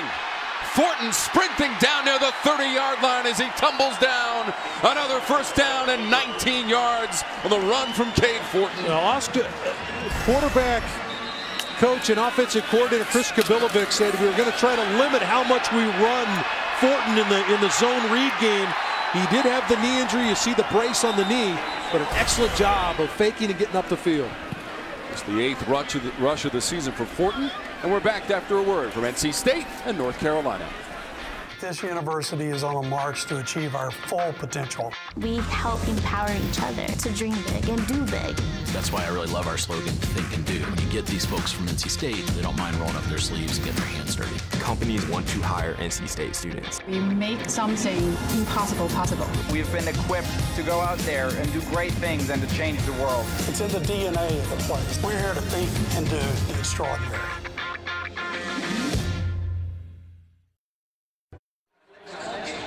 Number 39 for NC State, James Smith-Williams, shaken up on the previous play and being assisted on that sideline. It appears he's headed for the locker room for NC State. He leads the D-line in tackles. He's got 36 tackles on the year, but he's been in the backfield a lot this year too. 9 tackles for loss, 6 sacks. And this is the 9th play of the drive. That previous run by Fortin for 19 yards, the longest play of the day by either team. A run from Fortin, now a pass. Up near the 17, Rontavious Groves, another first down, North Carolina on the reception. He got 12. Watch Jake Vargas, number 80, going to come in motion, and he's going to pick up the rushing defensive end right now, allow Fortin to step up in the pocket and shoot it down the field. Boy, that's big-time protection by the tight end to give his youngster a chance to shoot it out of there. Right in front of the corner, Nick McLeod for NC State. Into the red zone for North Carolina. They're 1 for 1 with a field goal. Fortin will go down just inside the 20. Holden and Murchison collaborating on the stop. It's a loss of 1. Here's a red zone. It's brought to you by CPI Security, the official security partner of the ACC. They've been outstanding. Defense is 46% touchdowns. North Carolina State down here. NC State the top red zone defense in all of the ACC. Fortin staring at that end zone. And throws it to a vacant area, the back of the end zone. Boy, he got hammered by Brock Miller, the linebacker. And this was an opportunity to get his receiver down the field in the middle of field's wide open. He wants to shoot it down the middle, but Miller is right there to put a big lick. on Fortin. See, looking around, had an opportunity for a big play. Said, wow, I'm wide open. Montavious Groves down through the middle. Now, again, you want to try to get to your playmakers. Here's Daz Newsome right up here in the slot. 3rd and 11 for Fortin. Fortin dragged to the turf and sacked at the 25-yard line. Aleem McNeil, number 29, loss of 7. Now the freshman from Raleigh, it's just a 3-man pass rush, Tom, and they're able to get home, dropping 8 into coverage. Just 3-man coming. McNeil splits the protection up front, and that's a poor job by that group up front to take care of the quarterback with just a 3-man pass rush. No place to get the ball out quickly. He had to hold it, which is what you're going to get when you got 8 into coverage. McNeil says, I don't need anybody extra. I can get home myself. Number 74 down for North Carolina is Jordan Tucker. Well, Tucker's in, Tom, because of some shuffling on the offensive line. Tucker playing right tackle. They had to move Charlie Heck from right tackle to left tackle because William Sweet was injured. And so Tucker essentially is playing because of injury. And now it looks like he's banged up. You can see that drizzle and rain starting to intensify. We've dealt with it all morning long. A soaking rain prior to the game.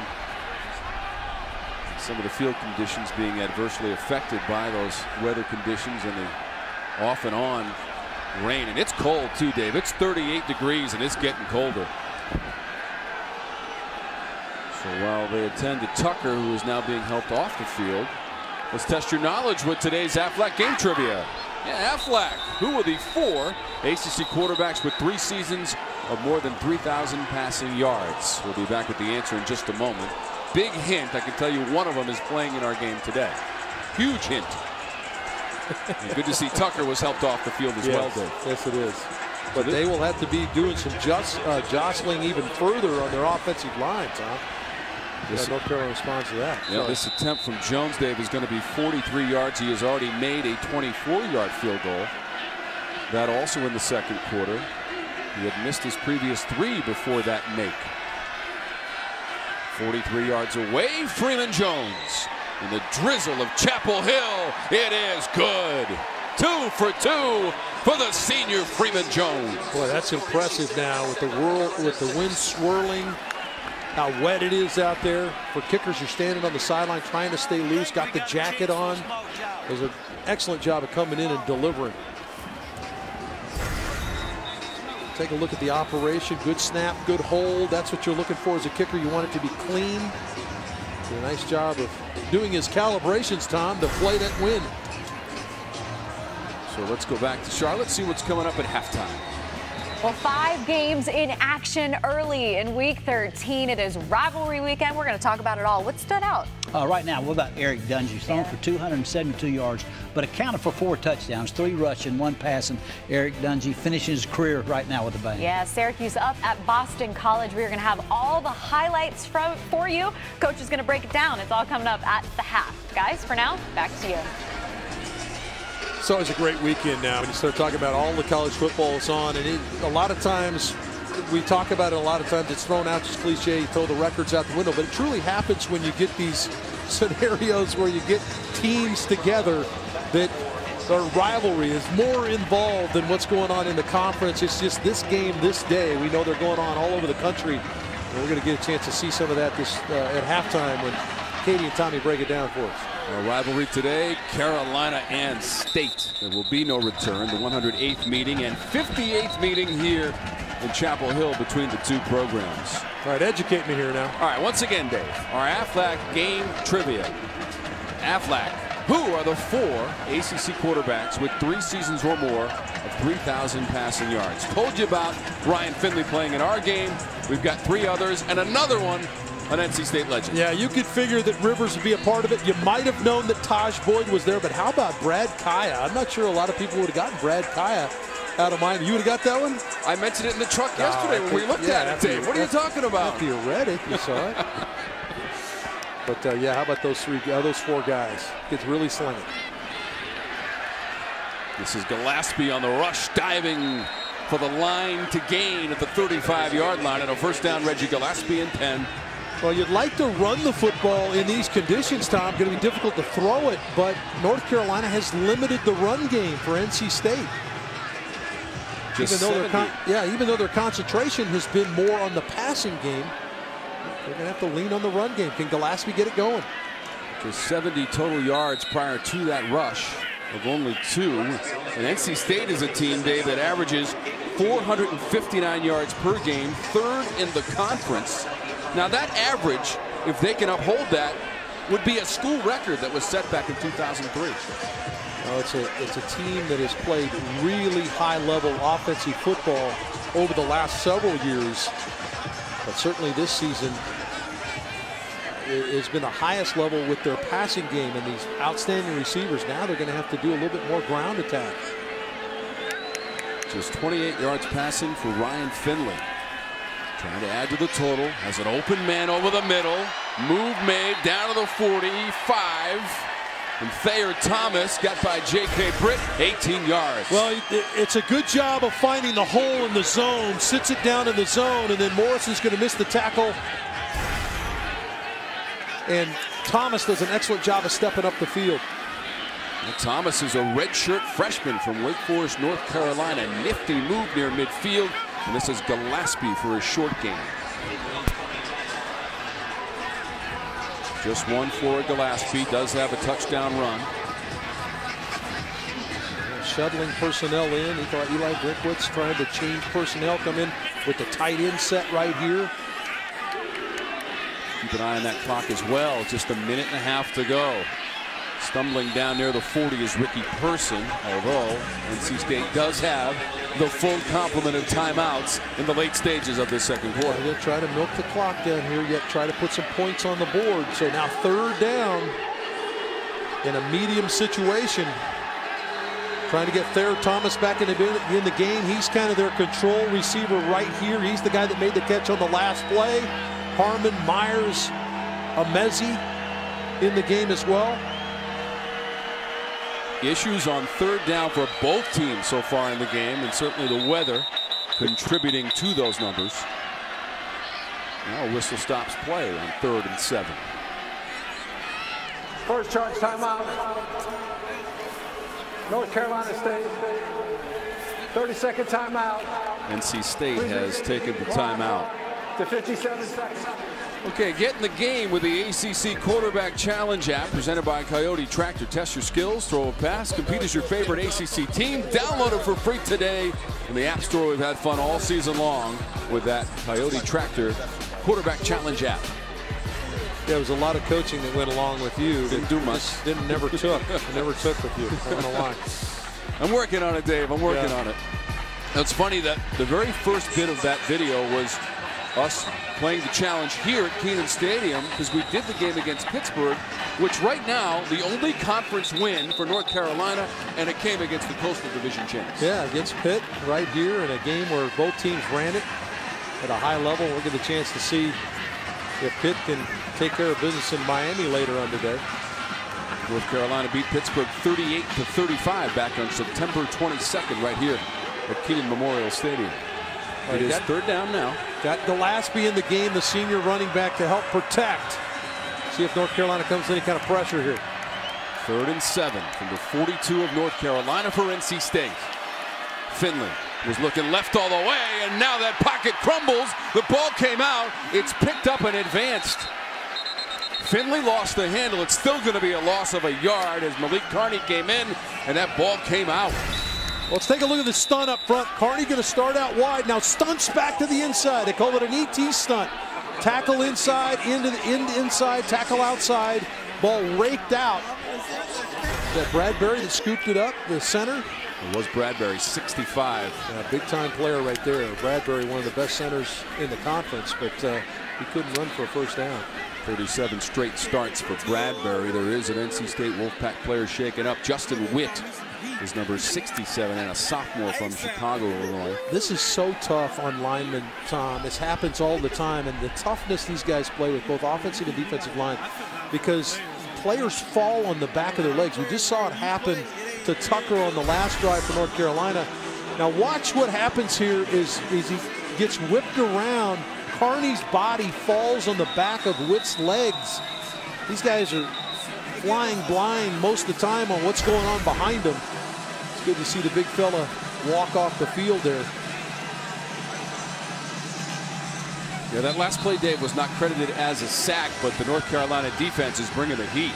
There's 92 yards allowed by this North Carolina defense, and boy, you talk about playing with some pride now. They came in 2-8, no bowl game, no postseason play for North Carolina. Well, they're playing like they belong in any game, and they certainly have shown that all year long. They've been in every game virtually they played.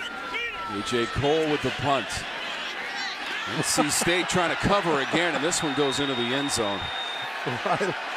Riley's got this covered again, and he gets run into. In the collegiate ranks, once that ball breaks the plane of the goal line, it is a touchback. 43 yards on the punt. But it'll come back out to the 20-yard line. 33 seconds to go in the first half. We have had some challenging weather conditions for these teams. 7-6, a touchdown run by Gillespie for NC State, and 2 field goals from Freeman Jones of 24 and 43 yards represent the scoring for North Carolina. Yeah, North Carolina's done a nice job of staying in this game. Don't want to turn the football over down here. Be very conservative, I would imagine. Certainly there to get the run. I think North Carolina will be very content to go to the locker room here with it just 7-6. Once again, the Tar Heels looking for their first win of the series since 2015. That was in Raleigh. Their last win here against the Pack was 2012 and a win 43-35. And you remember that one. Giovanni Bernard with the return. Right here, standing right here watching it play out. Return touchdown. So Larry Fedora's team, he said they were going to play with a ton of energy and passion. They have been all year long. They just made mistakes that have cost them games. Well, his team is playing hard, and they are in this one again like they have been most of the year. As we celebrate 35 years of ACC football on Raycom Sports, we have come to halftime with the Pack leading the Tar Heels 7-6 as we go down to Larisha Harris. You guys have been in the end zone, only had 1 score. What else do you need to do to get your offense rolling? We got to get some first downs. And that's the key. You know, it's tough conditions. So we just got to execute. We got to do a good job staying on our feet. It's about fundamentals, you know, and keeping your frame underneath your shoulders in these kind of conditions. It's a tough day for both offenses. You know, we got to get some takeaways on defense and help them. Thank you for your time. All right, go Pack. Well, very wet conditions here at UNC. The score right now, 7-6 with the Wolfpack. Back to you guys in Charlotte as you guys get to stay dry. We are staying dry, Larisha. Oh, goodness. We need to get her an umbrella out there or something. But, Coach, you just heard the Wolfpack talking about what they need to see here coming out in the second half, and I think you agree. Oh, well, yeah. What about North Carolina defense? We talked about them giving up 34 points a game, holding NC State to 93 total yards. You know, Ryan Finley's leading the ACC in passing, only has 46 passing yards. In fact, 47 rushing yards. Yeah. More rushing yards than passing yards. Well, yeah, which is something that we are not accustomed to seeing from a senior like Ryan Finley. So hopefully they can get it together regardless of the messy weather. All right, it is rivalry week. Big plays, the drama. We've had it all early in week 13, including Greg Dortch here trying to get in the end zone for Wake Forest. We're going to look at it all coming up next. Stick around. The Ram Power Play is brought to you by the all-new 2019 Ram 1500. Well, last Saturday, Florida State freshman sensation receiver Tamarian Terry shocked Boston College with this 74-yard touchdown catch. That one sealed the win for the Seminoles. Terry finished with 3 receptions, 112 yards, and 1 game-winning touchdown. Hey, everybody, welcome back into our Raycom Sports Halftime Report alongside the former coach, Tommy Bowden. I'm Katie Witham. It is rivalry week. We have so much action to get to. Are you ready? Have you had your water? Are you hydrated? I slept a lot better last night than I did when I was coaching on rivalry weekend. All right, he's got his sleep. You're ready. You're well rested. We're ready to go. So let's get going. Georgia Tech at Georgia. Jake Fromm finds McCole Hardman 44-yard touchdown pass for the Bulldogs. That one happening down in Athens, Georgia. Right now, this hasn't been much of a game. Coach, 38-7 at the half.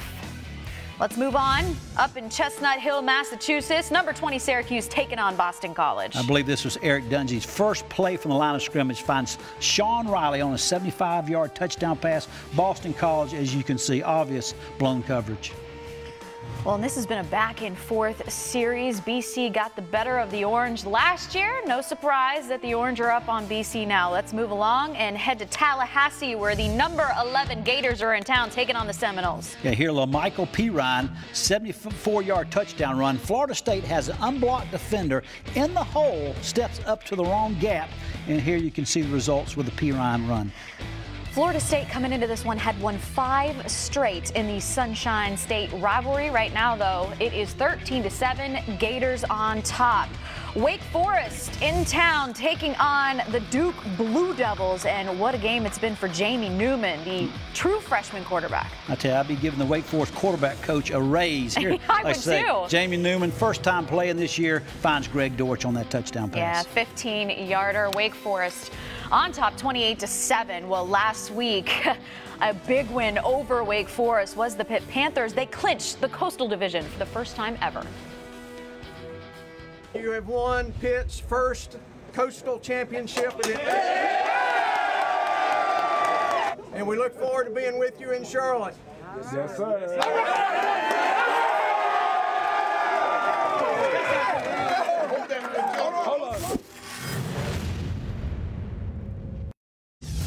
Hey everybody, welcome back into our Raycom Sports Halftime Report. Katie and Coach here with you, and our game, our Raycom Sports Game of the Week, is in Kenan Stadium, Chapel Hill. NC State taking on North Carolina, and it was the Wolfpack who got on the board first. You know, Reggie Gillespie at 5'11", 240 pounds, when he levels his pads on the goal line, he's like tackling a bowling ball. I would imagine that's pretty hard to tackle. 7-6 at the half. And Coach, when we talked about this one, it was a whole lot of defense from North Carolina. Well, we didn't think North Carolina defense would hold up against the NC State offense. They were averaging 33 points a game coming into the game, but only right now really have done a great job. They proved us wrong once again. Well, hey, that was fun, so let's watch it one more time. Reggie Gillespie, he scored a touchdown in every game this year, but 2, he's on the board again. Stick around, more to come after this quick word from your local ACC stations.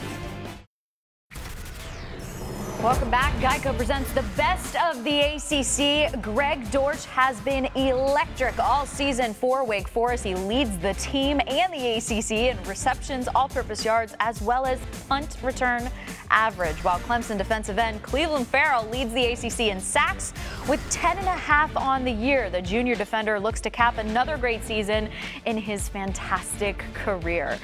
Well, it is the last game of the regular season, Week 13, rivalry week. NC State on top of North Carolina, 7-6. Third quarter action coming up next with Tom Wormy, Dave Archer, and Larisha Harris. Keep it right here.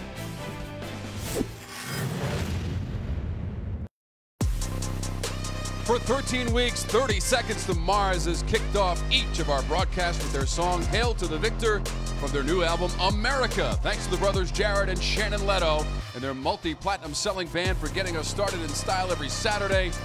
We've been honored to have them join us for our ACC football coverage this fall, so check out Hail to the Victor. Tom and Dave with you before we kick it off in the second half of this rivalry. State and Carolina back and forth in the first half, and just a one-point game after the first 2 quarters, Dave. Kind of thought we'd get this, didn't we? A rivalry game. Now, the weather's played into it significantly, but we thought these two teams would fight to the finish, and they're going to do it. Now, Ryan Finley is the top passer in all of the ACC, the graduate senior for NC State at the quarterback position. Just 46 yards in the first half for Finley. He struggled, and this is one of the more accurate passers in the country. Had the interception early, then really a poor throw here on 3rd down, and when he has been on target, they haven't caught the football for him, so it's been a struggle for Finley, no question. When you look at Fortin, the youngster, how would he perform? Well, he's been outstanding delivering the ball. Unfortunately for him, his receivers haven't caught the ball for him either. A lot of balls on the money. Done a great job of delivering the ball. And Larry Fedora is with Larisha Harris. Coach, you guys have been doing pretty good on defense. You've been holding off a good O-line. Are you pleased with what you've seen so far? With our defense, yes. I think our defense has done a really good job in this first half. You know, we gave them the ball down there on the 4-yard line or whatever it was. But other than that, I mean, our defense has been playing really well. Well, offensively, what adjustments need to happen so you guys can get in the end zone? The only adjustments we need to do is just make routine plays. I mean, everything's there, so just make routine plays. Thank you for your time. Yeah. Tom, it's interesting because that's really what's plagued North Carolina all year long. They've talked about a drop pass or a turnover in inopportune time. Make a tackle when you have a chance to. Right now, it's catch the football. If they catch the ball the way Kate Fortin's throwing it, they've got a chance to win this game. So many close losses for North Carolina this season. Opening kickoff, second half, no return from Trowell. 7-6, North Carolina State with the lead. Here's our principal financial second half game plan with Dave Archer. Well, you can bet it. Eli Drinkwitz sat down at halftime with his quarterback and said, okay, what do we need to get you going? We got to get some throws out where we can get you in some kind of rhythm. And I mentioned it for North Carolina, catch the football. I mean, he's got Fortin's thrown 4 balls that have been dropped, and 2 of them you could argue might have gone the distance for a touchdown. So, but Finley is the key here for Drinkwitz. Eli Drinkwitz, the offensive coordinator, he's got to get his quarterback in rhythm. 56 career passing touchdowns for Finley, 5th in school history. They're going to start with the running game and Ricky Person. Damon Fox with the tackle in 6 yards. Well, you take a look at the stats, and there's just not much to talk about offensively, but defensively, both teams playing extremely well. Just 3 for 17 on 3rd down, or both the offense and defense is playing at a high level, and the weather certain to play in there. Finley dances in the pocket, floats it up near the 40, coming back to the football, incomplete. It was Harmon, and he is still without a grab in this game. Harmon couldn't get there to make the catch. Yeah, came in with 72 catches for over 1,000 yards and 6 touchdowns. Here he runs by, now just trying to find a place to get open for Finley. I thought Finley turned down an opportunity, Wes, or underneath, on a quick throw underneath here to get the football to a wide receiver. 3rd and 4. Harmon's gone over 1,000 yards receiving in consecutive seasons for NC State. 4 receivers to choose from. Myers is the man, spinning near midfield. 1st down and more, NC State. Tom, they come right back to the same throw. It was the play prior where Myers was open early. He gets back to it this time. Good job by Eli Drinkwitz to get back to the same play and find Myers underneath. So excellent job of not really reinventing the wheel here. Just get back to what's open. 3rd catch for Myers, and it went for 20 yards. Longest play of the game. Imezi to the 45-yard line, dragged down by Miles Dorn, the junior from Charlotte, North Carolina, at Vance High School. Well, we already see all these big-time players trying to get him the football. Imezi is starting to brighten up here a little bit, Tom. Just all of a sudden. See if the offensive fortunes for both teams start to brighten as well, as they were stifled in the first half. Ryan Finley, as Dave mentioned, threw for just 46 yards and was 5 of 11 in the first half through the air in the throw game. Handoff Finley. Right into a Carolina blue wall. That was Person. Dominique Ross is number 3. The gain is just 2. Trying to continue to sprinkle in the run game. Person comes straight ahead. The freshman Ross right there to make the hit along with Holcomb. Turns the freshman back. So now you go 3rd and medium. Myers has been the guy. He's in the slot right here. You got Thomas at the top. The 2 slot receivers have been the most effective. Just 2 of 8 on 3rd down of the game for NC State. Finley gets rid of it. Inside the 40, catch made right at the 39, and that's where they needed to get to as Thomas extended for the catch. Holcomb made the tackle, 5 yards, and a 1st down pack. Boy, heck of a catch by Thayer Thomas here. Excellent job of going and getting the football for his quarterback on 3rd down.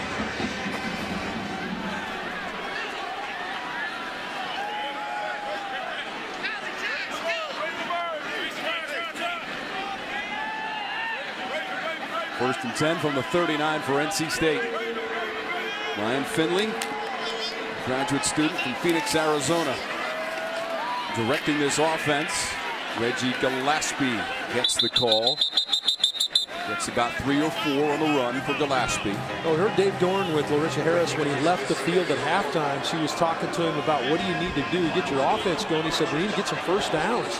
He said, just make the plays that are available and get some first downs. That's what they've come out here doing. Moving the ball incrementally down the field. No big plays here, but getting good positive yards on first, second, and third down.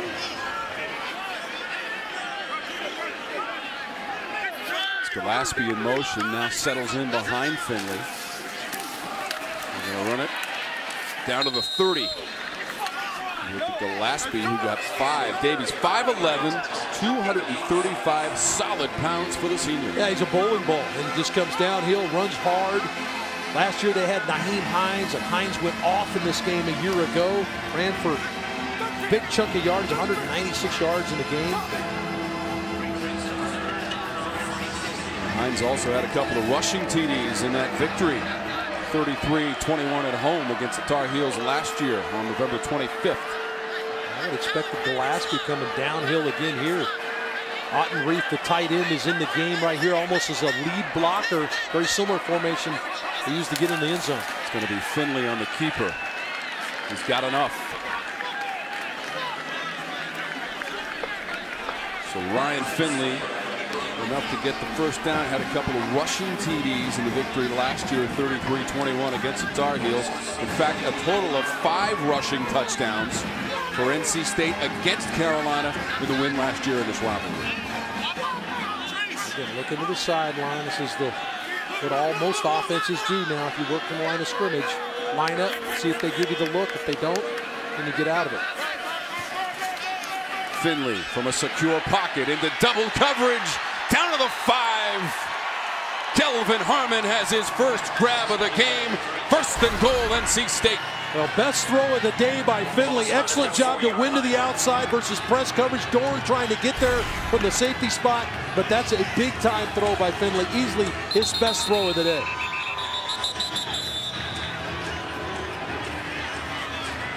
Previous play is under further review. Does Harmon catch the football? This has been a problem for both teams, squeezing the ball after the ball's delivered. Dave, if it stands and is upheld, it would be for 24 yards, first and goal back. Let's take a look here. See Dorn, number 1, coming across as the safety. Certainly looked like he had it pinned against his stomach with that left arm. Boy, big time throw by Finley, though. Just puts it right on the money. Let's tell if that ball moves on that last sequence we saw, but certainly nothing definitive there that would make it change because they called it a pass reception on the field. See Harmon's numbers on the year, just sort of 7 catches a game and just 1 today. He has the second most receptions per game in the conference. It's Miles Dorn, the junior from Charlotte, North Carolina, awaits the verdict, as we all do. Official review.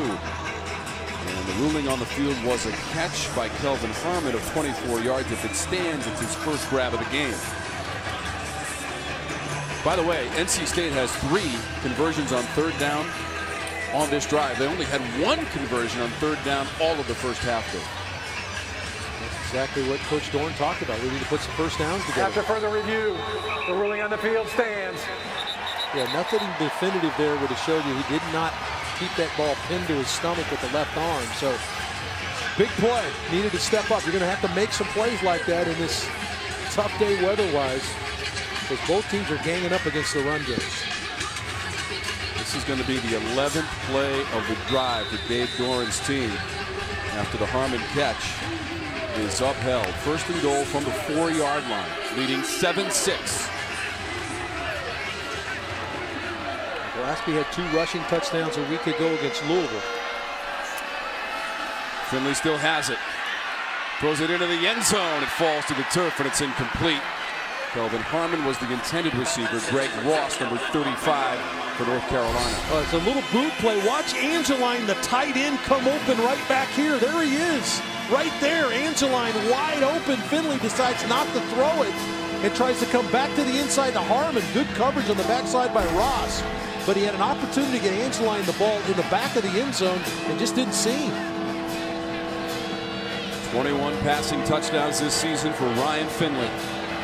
Facing 2nd and goal for the 4-yard line of North Carolina.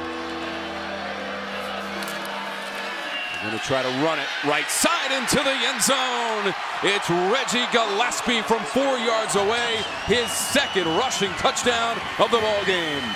Well, watch for Josh Fed Jackson, number 66. The big offensive lineman going to block Carney. Going to step around. Right there is the block in the middle. Turns Carney to the inside. And Gillespie goes it untouched for the touchdown. Nice job by Josh Fed Jackson. Now 24 career rushing TDs for Reggie Gillespie.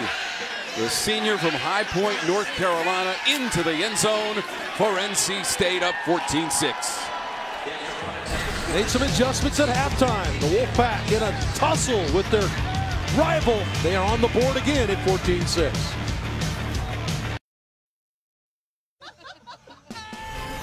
ACC football is being brought to you by New York Life. Start a plan that flexes with yours.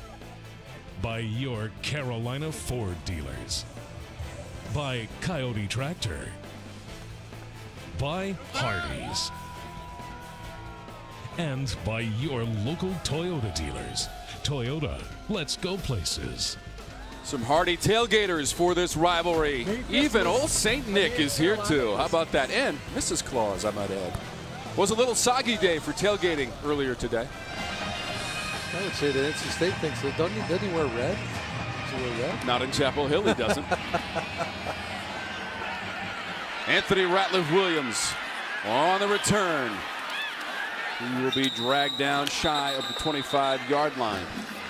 Special teams tackle, Dalton Counts. 15 yards on the return. Let's head down to Larisha for Gatorade. Heard around the cooler. Well, guys, I just saw Jordan Tucker for UNC. He was on the sideline actually working on drills, trying to get himself prepared. We saw that right ankle heavily taped, so he looks like he's good to go to get back into the game, but he is being a little gingered with that ankle. As far as James Smith-Williams for the Wolfpack, well, he's out for the game. We saw him go down in the first half, so he will not be returning to the game. When it comes to the weather, things are starting to get a little clearer. I might have to take the poncho off in a little bit because we saw the sun peeking just a little. Looking good in the poncho, looks so though. good on the poncho. I don't know why you take the poncho off. The sky is brightening just a little bit. We'll take any improvement today. We started with a temperature of 40 degrees at game time. It has gone down as the afternoon has progressed. Yeah, I'm not buying into the brightening. It looks like it's getting cooler. Wind picking up, too, and that's what Larry Fedora told us yesterday. He wasn't so concerned about the wet as he was concerned about potential wind that was going to come in this afternoon. 36 degrees here in Chapel Hill, North Carolina, as we play on Raycom Sports and celebrate 35 years of ACC football. Broadcast on Raycom Sports. The freshman Fortin puts some air under this one. Oh, tipped and caught inside the 40. Daz Newsome going up to get it against Stephen Griffin. And Griffin's in perfect position. The ball is underthrown. Newsome just tries to become the defender. Watch him try to slap it away, but then he finds it. Oh, it's right on my hands. I'm just going to catch it. Excellent job of Newsome concentrating. Goes from defender back to receiver there in a big play. 38 yards on the play. 1st and 10, North Carolina. Little play fake from Fortin. Now he sends it down toward the goal line. It's caught in stride. Bo Corrales, touchdown, Tar Heels.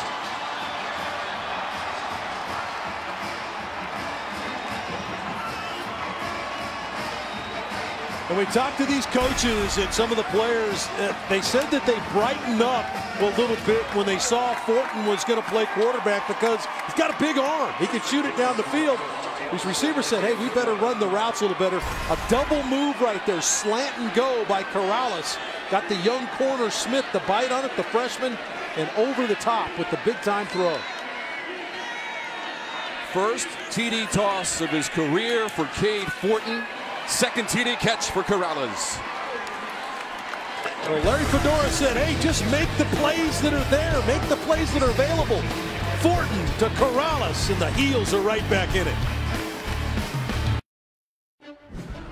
And Ted Ruth will get his field goal kicker on for a field goal that could potentially win this game. The kick is up. It's blocked! Time runs out. Wake Forest wins on the block kick. Back in 06, Steve Martin with the call. That was the ACC opener. The Deacs beating Duke 14-13. They went on to win an ACC division title and played in the championship game and won the ACC championship 9-6 over Georgia Tech. And they're playing today as well. And for an update on Duke and Wake Forest, let's check in with Katie.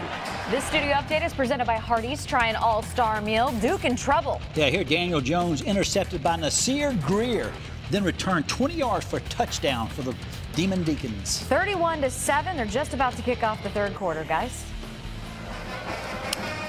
Wake gave North Carolina State a ton of problems right here a couple of weeks ago, Tom, winning a game here they weren't supposed to win, doing it again today.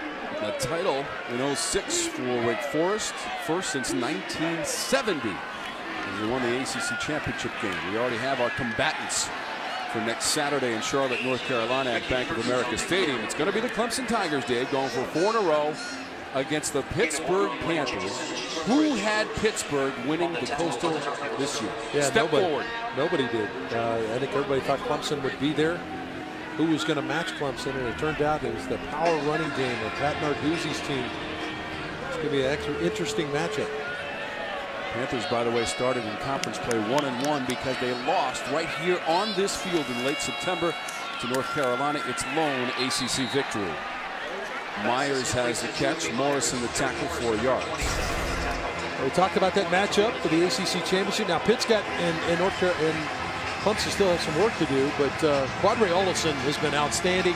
Darren Hall has been outstanding running the football. You see Travis Etienne and what he's done, 2 dynamic runners, but there's more than that in that game. That'll be an interesting matchup. Can Pitt impose its will of the running game on that outstanding Clemson defense? And remember, Pittsburgh pulled the upset of Clemson last season as well, Dave. And they will meet in that championship game. 6 different representatives from the Coastal Division in 6 years. Thayer Thomas the catch and a first down for the Wolfpack.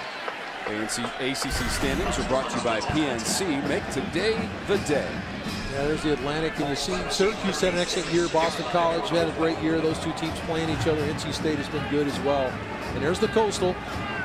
Georgia Tech had won 5 in a row going into their game against Georgia today. They found their way right back to the top. Virginia with a heartbreaking loss to their arch rival Virginia Tech. I guess it wasn't heartbreaking to the Hokies, though. Hokies found a way to win in overtime. Of course, the Hokies trying to get themselves bowl eligible with an opportunity to play against Marshall next week. Yeah, Virginia Tech working on 25 straight seasons of bowl eligibility.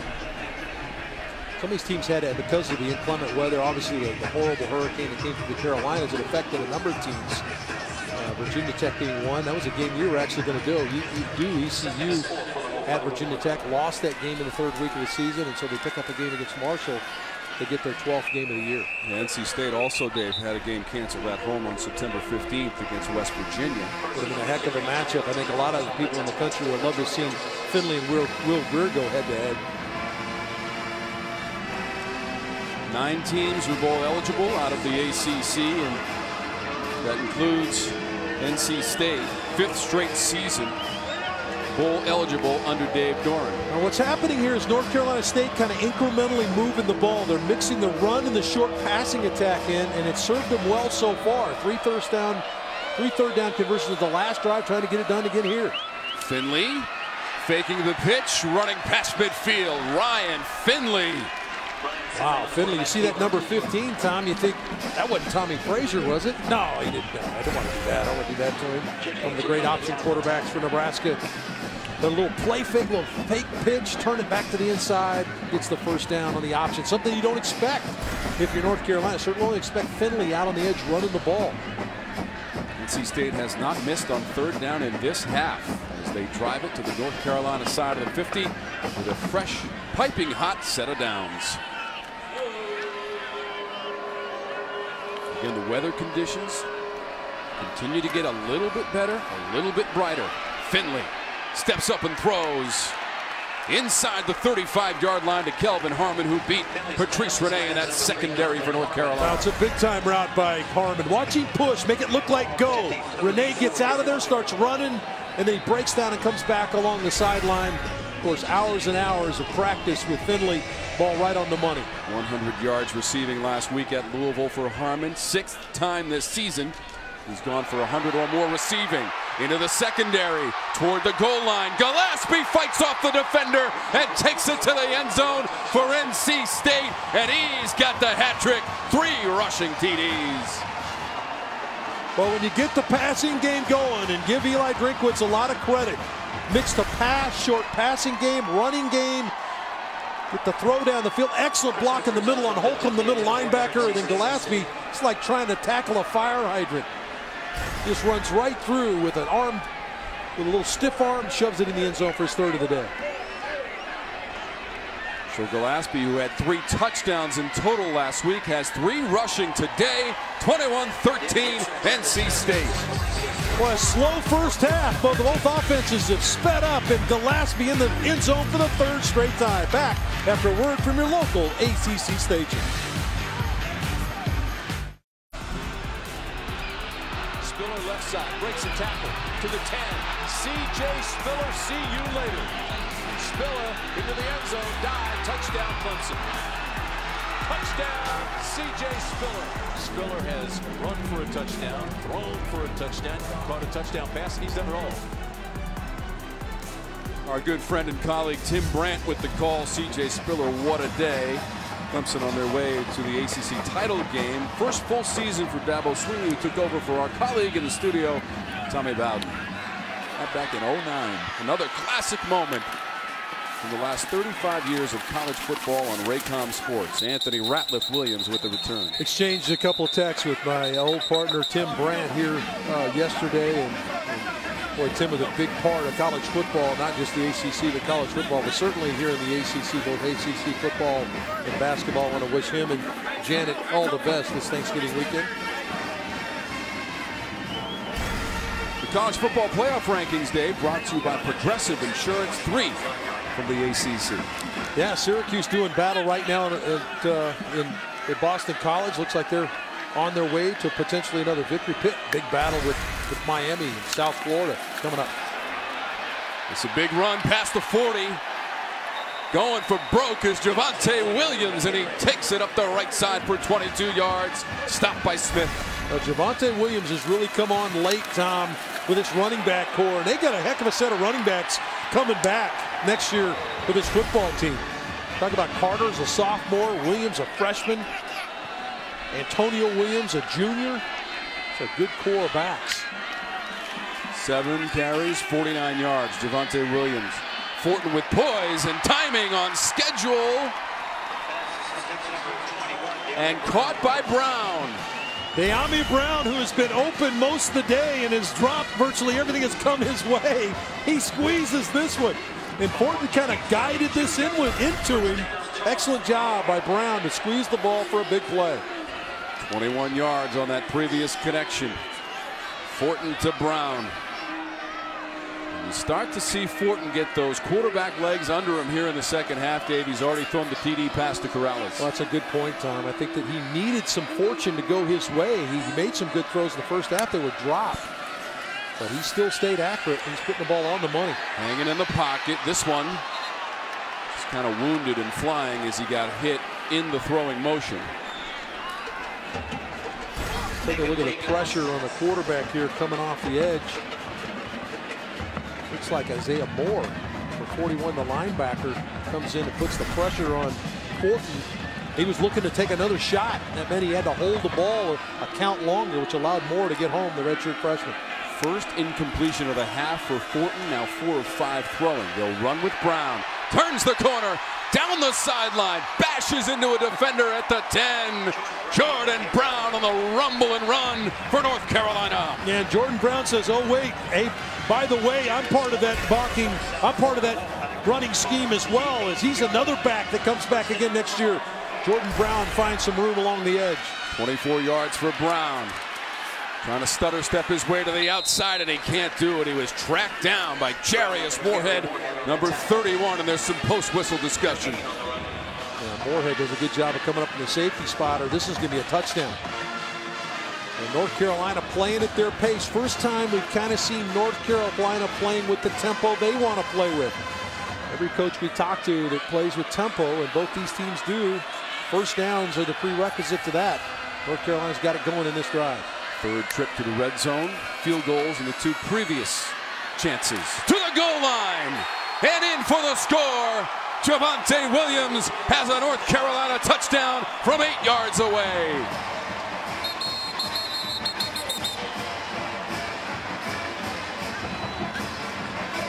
Both teams had a tough time getting the ground game going. Both wanted to run the football. As we take a look, looks like Jordan Brown potentially down on the ground. They had both backs, Brown and Williams, in the game at the same time. Brown was part of that blocking scheme in front.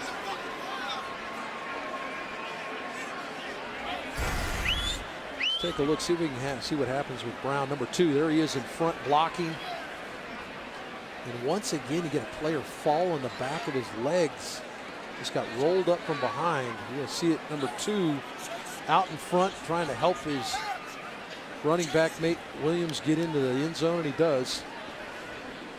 And see Jarius Moorhead just falls on the backs of his legs. We've seen it a couple times today with some of the offensive line for both teams. And it's so hard when you're blocking down the field to not, you know, to get on your block and stay on your block. You can't be peeking over your shoulder to see if somebody's going to roll you up. So it's a tough situation. Brown giving it up for his team right there. It is an 8-yard touchdown run for Williams. For Javonte Williams, his first rushing touchdown of the season and first of his career for the freshman from Wallace, North Carolina. Get off under his own power. They asked him to walk off. He said, yeah, you saw him shake his head. He's trying to get that done.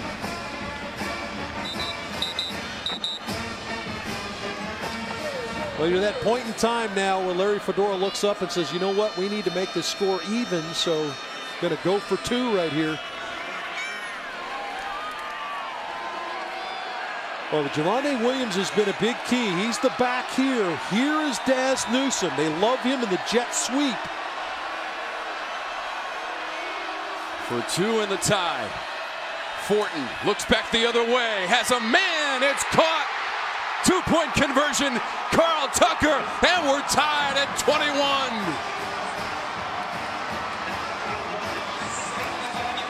Well, Larisha Harris told us along the sideline that Carl Tucker was trying to get loose. He felt like he needed to make a play, and he makes a huge play on a 2-point conversion. He's right over here, going to slip out, go away from the roll of the quarterback. It's a nice design by Chris Kapilovic. Here he is right here, going to block and then go that way. Quarterback coming this direction. So a little misdirection for the NC State defense, and an excellent throw over the top to Tucker. So North Carolina gets the 2-point conversion and tied at 21. We're going back to Charlotte for an update on Syracuse and Boston College. This studio update is presented by Hardee's. Try an all-star meal. Eric Dungy finds Jamal Custis 22-yard touchdown pass. Dungy accounting for 5 touchdowns on the day, 3 rushing, 2 passing. Syracuse just shy of 500 total offensive yards. They are on top BC in the 3rd quarter, guys. Dungy's been a big-time player since he's been there, Tom. You and I have had a chance to watch him operate at the highest level. They did not have their best week a week ago, and so they're taking it out on Boston College right now. How about the game that North Carolina and Syracuse played at the Dome this year, Dave? A few weeks ago, it was a double overtime victory for Syracuse in that instance. One of the close losses this season for North Carolina. Our Yellowwood brand 5-star recruit is Carrie Angeline, the sophomore tight end for the Wolfpack. Well, you see where he went to high school, Chester Springs, Downing High School, Downington East High School, which is Chester Springs, PA, but he went out to West Coast, went to USC and decided, you know what, they don't have any barbecue out here. I'm going to get back to North Carolina. So they came back to play for NC State. And our 1st and 10 line brought to you by Dish. Switch to Dish to get every major Division I college football game. But why would you switch? What a game in the rivalry. Carolina and State, and it's incomplete. Well, took a shot down the field. Now, what has been the recipe for NC State here in the second half is they've done a nice job of that controlled short passing attack mixed with the run game. So now you're back up against the chains after incompletion on first down. Most offensive coordinators will come back and try to get some of that yardage back in the run game.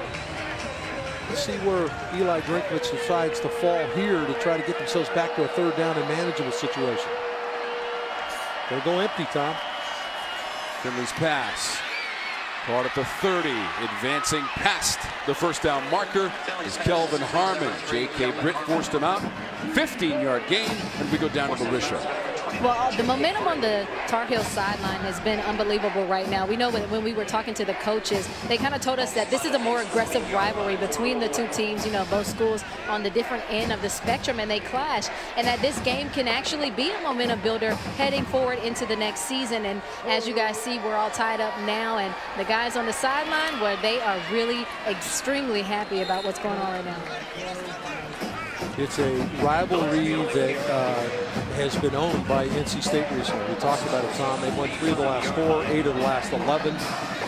And really, NC State downplayed it a little bit. When you talked to, they said, hey, we got to come out. We talked about one of their keys is business as usual. Just take care of your business. Well, for North Carolina, it's been a little bit different. They're pointing to this as their bowl game. In fact, North Carolina State has won the last 2 meetings here in Chapel Hill, and the visiting team, Dave, has won 4 of the last 5 meetings between the teams in this rivalry. Well, NC State has gotten back to what's helped them here in this third quarter as we run the clock down, and they'll take it all the way to the end of the quarter. It's been their running game mixed in with a short passing attack that's got them rolling.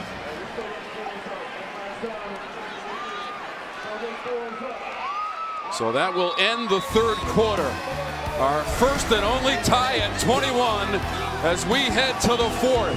It's the Wolfpack and the Tar Heels in the rivalry on Raycom Sports. Back to the action as we start the fourth quarter on Raycom Sports. Ricky Person on the run, significant chunk on first down. Tom, all of a sudden now, when it starts, you can see the finish line at the end as we start the fourth quarter. Take a look at this. Now it's North Carolina State and North Carolina going head to head. Second and short for NC State. Twice in this game they have led by 8 points, but North Carolina has come back to tie. Just short of the first down on the rush. Third quarter stats are brought to you by Nicoderm. And this is just the third quarter now. Look at how many plays North Carolina to North Carolina State. North Carolina was big plays down the field. North Carolina State moving it incrementally down the field. 5 for 5 on third down in just the third quarter. So teams putting points on the board and doing it in 2 different ways.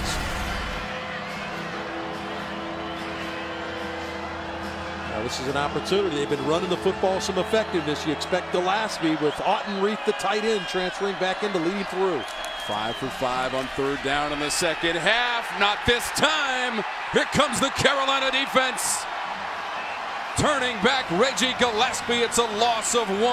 Holcomb leads the way for Carolina. Yeah, he's the guy. He's not going to get credit for the tackle, Tom, but the senior linebacker is going to be the guy that turned this play away. Watch 36 Holcomb run through. He gets around the legs of Gillespie, slows him down, and then it's a host of Tar Heels that slow him down and keep him short of the first down. Holcomb, the former walk-on who came to school 185 pounds when he first came to this program. Now 6'1", 235, and the senior with a big play. Newsome awaits the punt from Cole.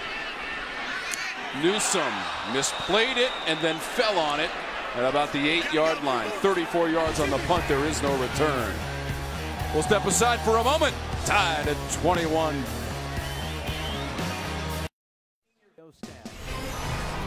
ACC football is brought to you by your local Toyota dealers. Toyota, let's go places. By Progressive Insurance. By First Citizens Bank. By Yellowwood. And by Aflac. Well, it's always an emotional day when the seniors say goodbye. 19 seniors will play their last game here at Kenan Stadium. Saw Cole Holcomb and his family. It's always emotional when you play your last time. North Carolina up the sidelines with Daz Newsome. Moorhead forces him out. Chains are moving for Carolina. Well, Tom, Larisha told us that there's a lot of energy along the North Carolina sideline. The defense answered the call. Cole Holcomb with a big play on 3rd down. And now the offense, who started to get it rolling, and it's been big plays. You saw the numbers in the 3rd quarter. They're getting chunk plays out of their offense. 17 yards for Newsome, 5th catch of the game. Back to the ground for 5 yards. And Williams, Javonte Williams, Murchison on the tackle. It'll be 2nd and 5. While we have a moment, I want to recognize our executive producer, Rob Reichley, who leads our group. Roy Alfers, our director. Vincenzo Hutcherson, our technical director. And all the fine production staff that works so hard to bring you the pictures and sound from Chapel Hill and beyond in the footprint of the ACC. Fortin down the middle of the field. Triple coverage and incomplete. Newsome in the middle of 3 Wolfpack players. Well, it's an excellent job by Jarius Moorhead. Talked about how the safety is going to have to step up. Excellent job on the perimeter as well by a number of players. Got a number of NC State defenders around the ball.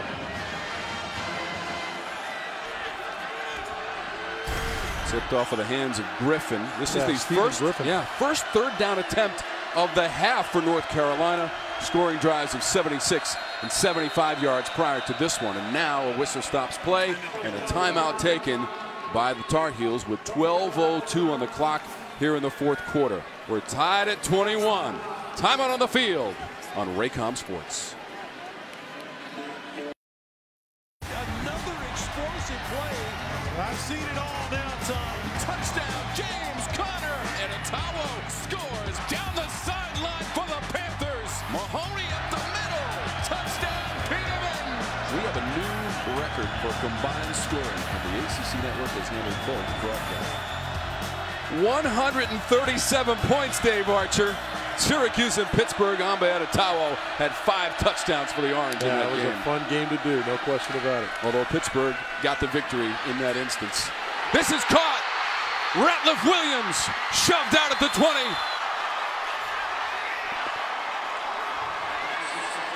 Nick McLeod has been good all day long on the corner. In fact, he made the first 3 plays of the game for NC State. But they're putting their big timer up the bat, and Ratliff Williams, McLeod gets lost. Ratliff Williams comes back to the inside to catch the ball, and I talked about North Carolina's offense. It's been about chunk plays here in the 2nd half, a huge play by the big timer out on the outside. Javonte Williams maybe got back to the line of scrimmage. No, he did not. -1 on the carry. He does have a touchdown run of 8 yards. That came in the 3rd quarter, and then the 2-point conversion to Tucker. Here we are, 21 all. First 3rd down conversion the 2nd half. Really the first one they faced in the 2nd half, and they're 1 for 1 after struggling the first half. Just 2 for 10 on 3rd down. North Carolina, huge conversion to Ratliff Williams, and now they've got a chance to take the lead. His 2nd catch of the game for Anthony Ratliff Williams. Inside 11 minutes to go in the 4th quarter. Daz Newsome on the edge. Tripped up and stumbling down near the 10. They will mark him out right at the 10-yard line. 10 yards. And Newsome, shaken up on the play, remains down for North Carolina. And now the training and medical staff will descend on Newsome. It looked like he may have just fallen on the ball, Tom. A really difficult catch. Excellent effort by Moore, the linebacker. But look at Newsome try to stay alive there. I think he just fell on the football. Yeah, he's coming off. He's coming off jogging across the field. I think he falls on the ball, Tom. Just knocked the wind out. He wants the ball get right underneath him, right in that area where all the wind goes out of you. But what an effort by Newsome after being tripped up to make this 3rd and short, because Moore made a heck of a play of the linebacker to get around his feet. Well, he stayed on his feet to get it to 3rd and 1. 6 catches for Newsome in the game for 91 yards. Put Javonte Williams back in the game at running back. He's been powerful force in the run game. Looks like they may want to come downhill here. 3 for 3 in the red zone today for North Carolina. They'll flick it out. Williams inside the 5. Enough for a first down for North Carolina. Griffin on the tackle, 7 yards. Javonte Williams. Well, a good play caller is going to make you think one thing and do something else. And they showed a big power package go straight inside. No, they flip it to Williams on the perimeter. He outruns Griffin to the edge, and it's first down. 8th play of the drive. 1st and goal, Tar Heels. Try to go up the middle. 2nd effort, and down to the 1. Javonte Williams, he got 2 yards. They ran out of the tackle during Roseboro. Roseboro coming off the edge. Good hard running. But Javonte Williams' time is only listed at about 205, 210 pounds. But he runs a lot bigger than that. They love him down here close. 12 rushes, 70 yards, and a touchdown. Javonte Williams. 2nd and goal, North Carolina. Fortin got away and steps over the goal line. Touchdown, Cade Fortin on the run for the Tar Heels.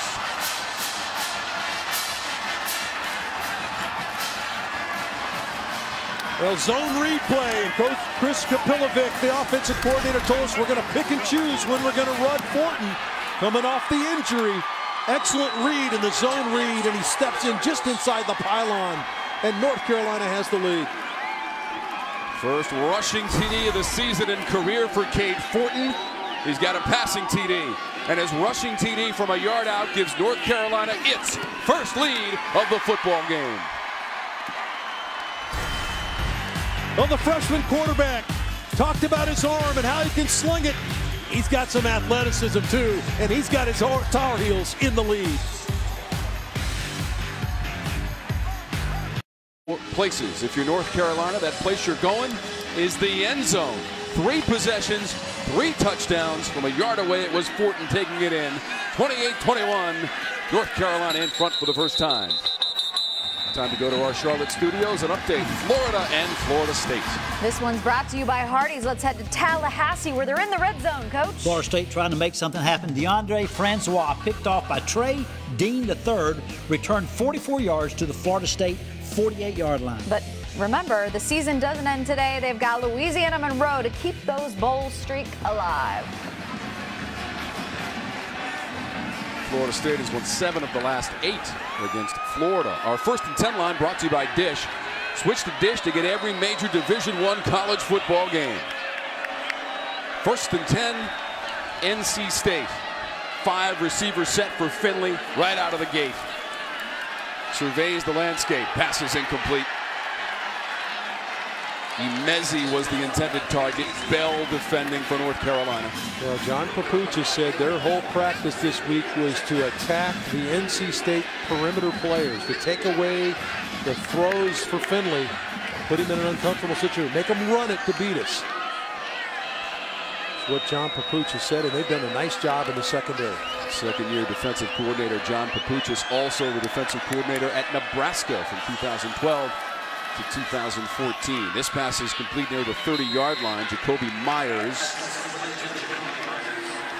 And the key will be, Tom, to stay patient for NC State. There's John Papuchis, done an excellent job. They've been so wounded this year on defense. He's had suspensions. He talked to us yesterday, Tom, and he told us that that front 4, I think they've had, this might be the best they've been up front. They still have a couple of injuries as far as having all their players on the field that they started the season with. Just have not been able to put the same unit on the field each and every week. A big conversion situation here. Here's Thayer Thomas. He's been key on 3rd down. 5 of 6 on 3rd down in the second half for NC State. That one incomplete. Receiver and defender arriving simultaneously at the 35-yard line. Well, Thomas and Morrison. Yeah, I'm sorry. Trey Morrison lines up inside on the play and is going to take away the slant. Does an excellent job. Look where Morrison's lined up. He's inside right up here. He beats the receiver to the spot. So he anticipates the slant throw, takes it away, and really a poor read by Finley to not see Morrison sitting in there, the freshman who's been outstanding this year. This is Newsom backtracking, 25-yard line. Gets away from 2 would-be tacklers. Comes up the near sideline and goes out of bounds short of the 40-yard line. 45 yards on the punt. The return was 13 yards, and there's some conversation right in front of that North Carolina sideline. Well, Cade Fortin now going to jog in on the field. He's been outstanding throughout the game. Fortin has thrown for 236 yards in the game. We'll look at our Toyota game summary. For summaries of other ACC games, go to the Toyota Game Center on the ACC.com. Well, Gillespie's been huge running the football for NC State to 3 rushing touchdowns. We see the 3rd downs in the second half for North Carolina State, yet they look up at the scoreboard and they're down 7, and they need their defense to make a stop. And Gillespie has a rushing TD in 9 of 11 games this season. And now the defense shows its strength. Let's take a look at this. North Carolina's really had to juggle their offensive line. Charlie Heck right there, the left tackle. He normally is on the right side. They've had to flip him over to the left. Now they've flipped him back to the right, if you can follow this, and had to bring Mason Veal in at left tackle number 72, all because backup Jordan Tucker, who was supposed to be playing on the right with Heck on the left, got injured. Now, if you can sort all that out, North Carolina has, because they found a way to block and protect this quarterback and let him sling it. Fortin escapes the pocket, tries to bust it outside. He's tracked down short of the 40-yard line, back to the line of scrimmage. Moorhead to tackle for NC State. Boy, good initial protection, but really good coverage downfield by NC State. Took away all the throws. Fortin does the right thing, tried to find a place to escape and minimize the damage. Keep it 3rd and 8.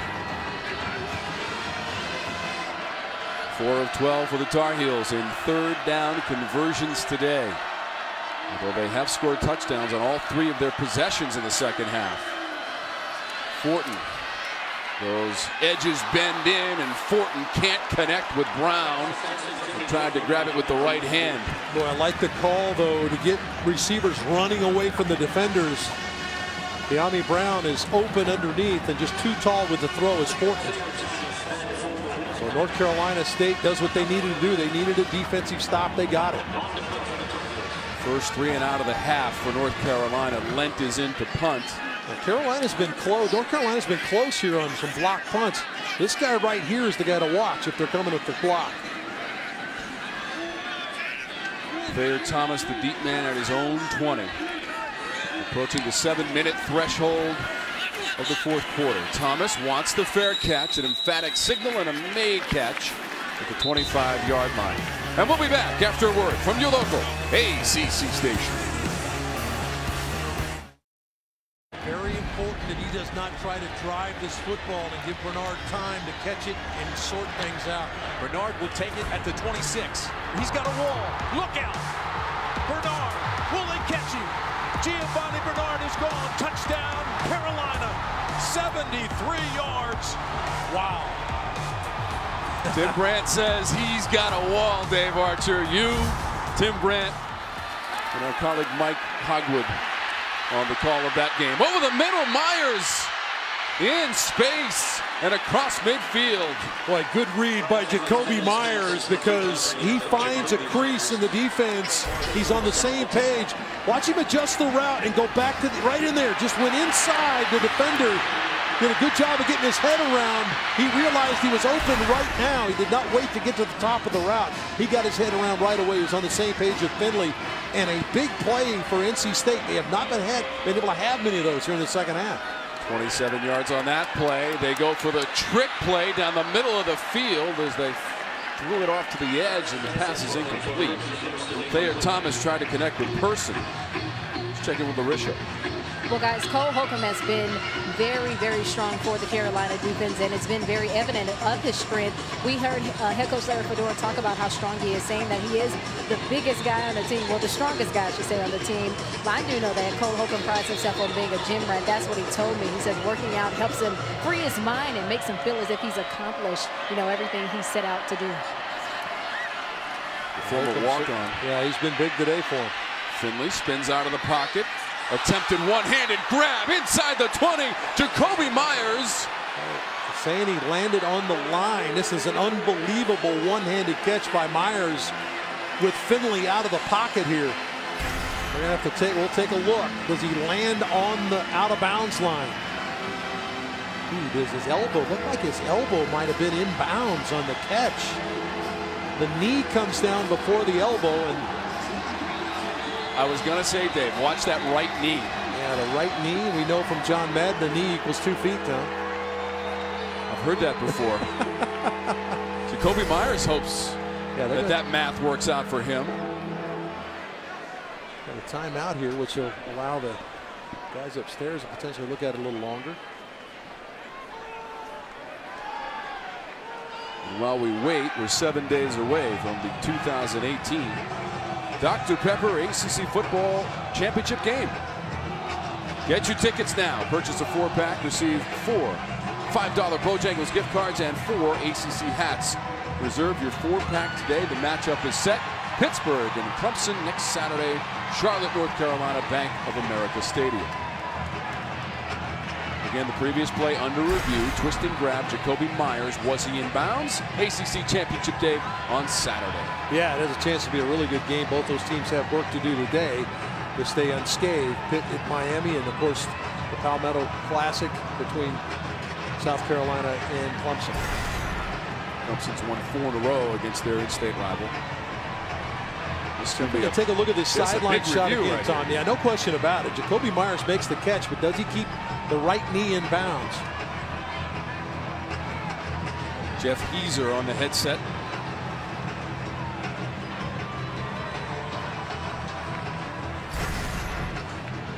Again, ruled incomplete on the field, so you must have indisputable video evidence to overturn the call, which was incomplete on the field. This is the look they're going to be looking at. Where does his right knee come down? Right knee looks, it looks like he may be in bounds there. Going to have to piece it together. Boy, is it definitive though, Tom? Tell me the rule then. I think the question here, Dave, is does he have the ball secured when that right knee hits the turf, which based on our replay is inbounds. But again, the call on the field, incomplete. You must have indisputable video evidence to overturn that call. Yeah, I think it's a catch, but I'm not sure that if there's enough definitive there. They're calling it incomplete, and it's very difficult to see if the knee is down. I think he has the ball secured, but you can't really tell if the knee is down. Is it clean? So, long review here. Dave, regardless of the ruling, though, what about the effort by Myers to adjust to that football and potentially make that grab along the side? Well, we talked about it off the top. We featured the 3 receivers, Myers, Harmon, and obviously Emezi, and how good they've been this year. All have over 500 yards receiving on the year.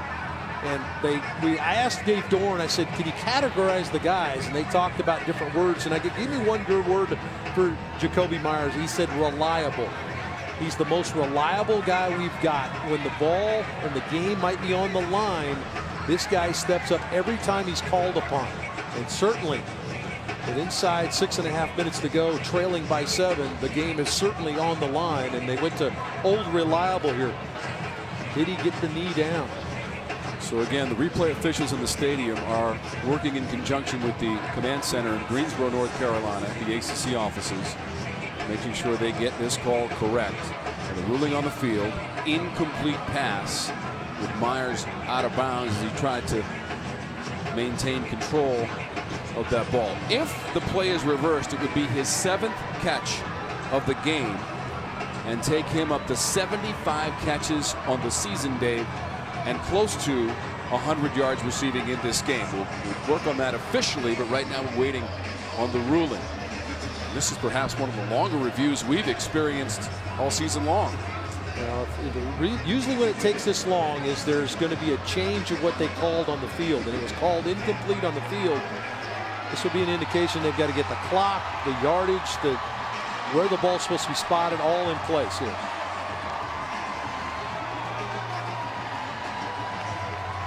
NC State going down there to line up inside the 20-yard line. After further review, the receiver completed the process of the catch. Inbounds. The ball be placed in the 18-yard line. 18-yard line, first down. Now it's a big-time catch. Last year in this game, Jacoby Myers had 7 catches for 101 yards, and he stepped up big again today. So that was 30 yards on the play, and Myers is up to 111 yards receiving. Fourth time he's gone over 100 this season. More importantly, into the red zone for NC State. Ryan Finley operates. Looks near the 5. It's broken up. And a flag comes out. C.J. Riley wanted the flag, and it came out. It could be on Renee. Yeah, it's kind of a late call too, Tom. It was after Riley got up and complained about it that the flag came out. I think that's what the North Carolina faithful were a little upset about. If the flag had come out right away. Pass interference, defense, number 14. Ball replacing the spot of foul. Now C.J. Riley coming across the field. Patrice Renee on him. Yeah, I don't know about that now. Does he impede? Take a look. Does he impede the play? They'll always look at that backhand. You can put your hand on the receiver as long as you don't turn his body. And certainly the back judge felt like Renee had pulled enough on that left hip of Riley to turn him to get the flag. NC State is 2 for 2 in the red zone. Couple of touchdowns. That's 34 red zone TDs this season. Finley hands it off. Gillespie stutter step, and he goes to the end zone. Reggie Gillespie, a 4-bagger, 5 yards away in his 4th rushing TD.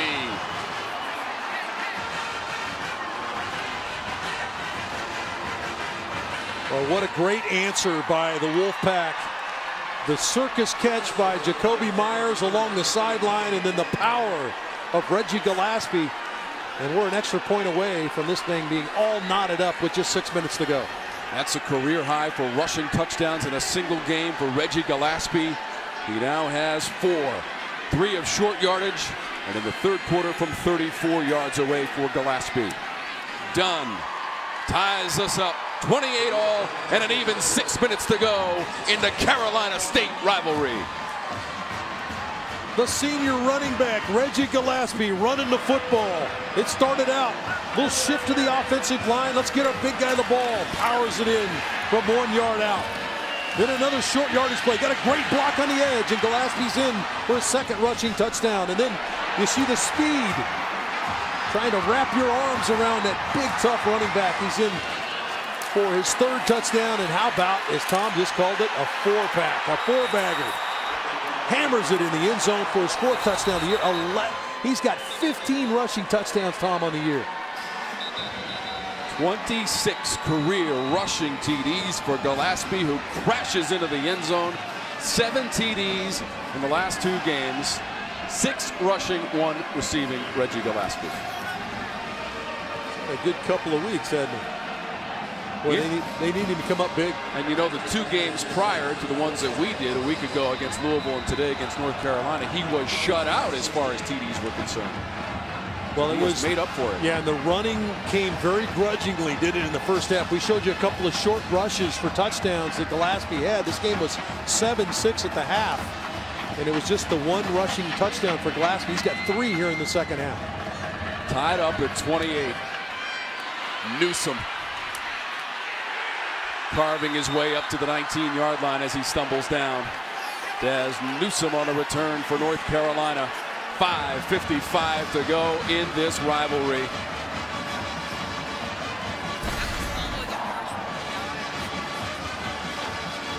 Well, like all of sporting events, when it's really on the line, maybe got a little extra in there, pull on the ball, all sorts of stuff going on right there.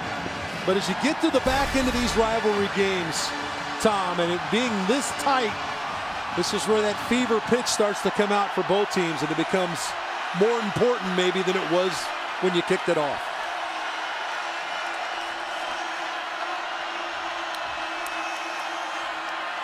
Ratliff Williams, direct snap. Sprinting to the right beyond the 25-yard line, Anthony Ratliff Williams, Moorhead on the tackle. Yeah, and kind of a nice place there for Chris Kapilovic. He's had that in his pocket. They've used Ratliff Williams before in their Wildcat set, if you will. Does a nice job of picking up good yardage on first down.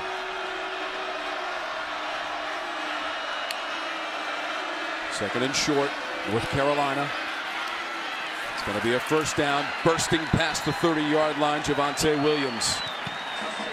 Well, 6 yards. And I talked about this makeshift offensive line. Mason Beal playing left tackle has not played all season. Charlie Heck, who moved to left, is back on the right side. We know we got Jonathan Troll at center because J.J. McCargo is banged up. This is a makeshift offensive line. They're playing in a well-oiled unit right now. Fortin throws, was feeling the pressure, got it away to Carl Tucker, but that's only for a yard. Well, the one sack on the day has come through the middle of this offensive line. Again, pressure through the middle. Bryant, big number 91, gets a hit on the quarterback. Fortin does a good job of getting out of the pocket and minimizing the damage with a quick throw. 385 total yards for North Carolina in the game after both offenses struggled in the first half. Second and long for the Heels.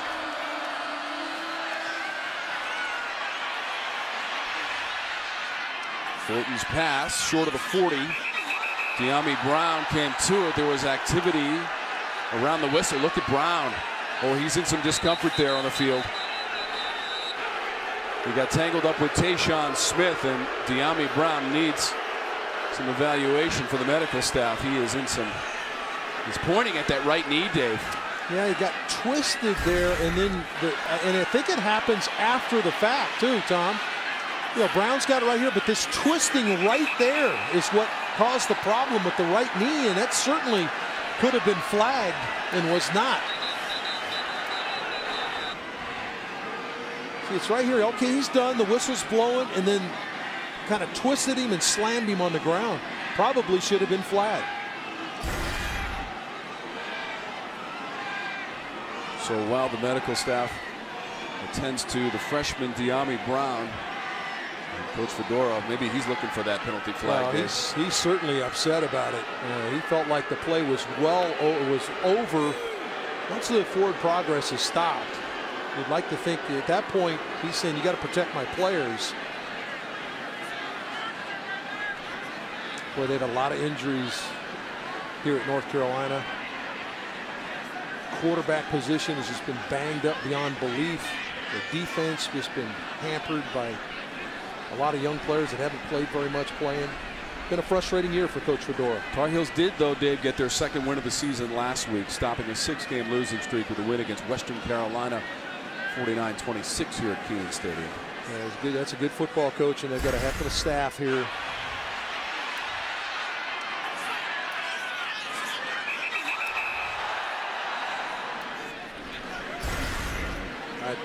I think it should have been flagged. I think that you can't. I mean, the play's done. You got. In fact, the officials probably should have blown the whistle earlier. Maybe that would have allowed for not slamming the player down. And all the corner's doing is he's going for the whistle. So you can't really blame the NC State guy. He's trying to stay in there. He's trying to get Smith trying to get him on the ground. There's a lot of emotion flying around because it's a rivalry game. So you got to lean on the officials a little bit. Maybe blow the whistle a little quicker.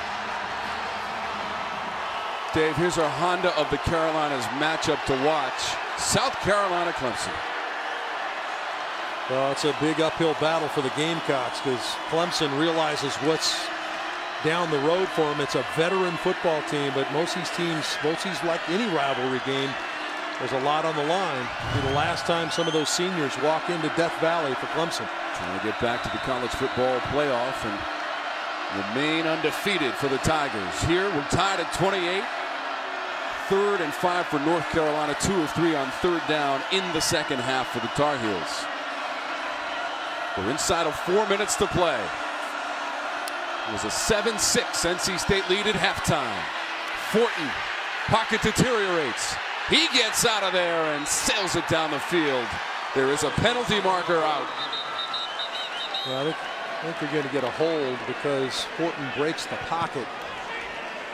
Showing a little bit of his youth here now. Kind of gets locked in on one side of the field. Jeff Heiser, our referee.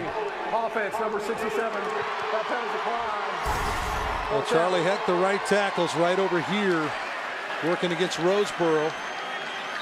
And as soon as the quarterback breaks the pocket,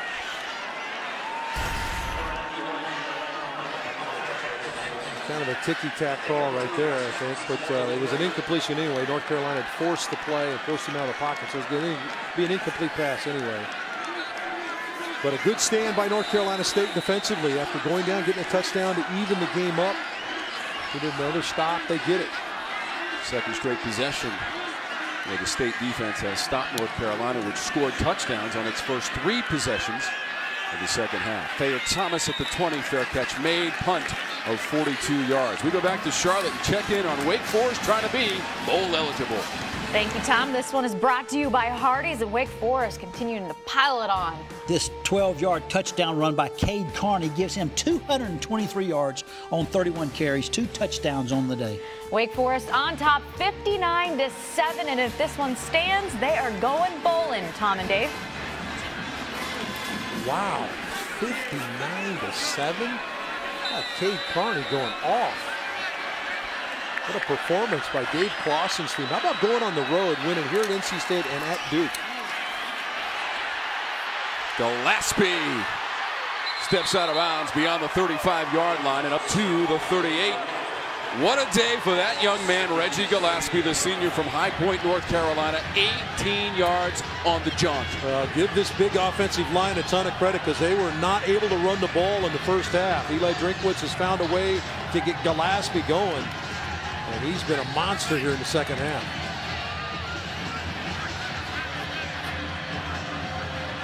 Four TD rushes in the game for Gillespie. Gets it again. Makes his way up near the 45. Powell on the tackle. North Carolina 5 yards on the run. And you are looking at our hardest working player. Art Dickey's hardest working player is Reggie Gillespie with the 4 TD rushes. Gillespie's been solid, Tom. He has 2. That's his third 100-yard rushing day of the year. Going to get him out of the game, get him a little rest. And here comes the freshman, Ricky Person, at running back. 15 rushing TDs on the season for Gillespie. 109 yards for Gillespie is a career high. 2nd and 5, NC State inside of 2.5 minutes to go now. To the North Carolina side of the 50 goes Ricky Person. First down, NC State and 14 yards on a run from Person. Well, this is a North Carolina defense that was giving up 220 yards on the ground, but that was not what they looked like in the first half. They looked like a solid defensive front against the run game, but now North Carolina State coming downhill at them. Can't get away this time. That's Person. It's going to be a short game, maybe 4 or 5 for Person. And I think Tamon Fox fell on the leg. Another roll up here on Ricky Person. It's a good tackle one-on-one by Fox, but he uses his body weight to get Person on the ground and subsequently falls on his leg.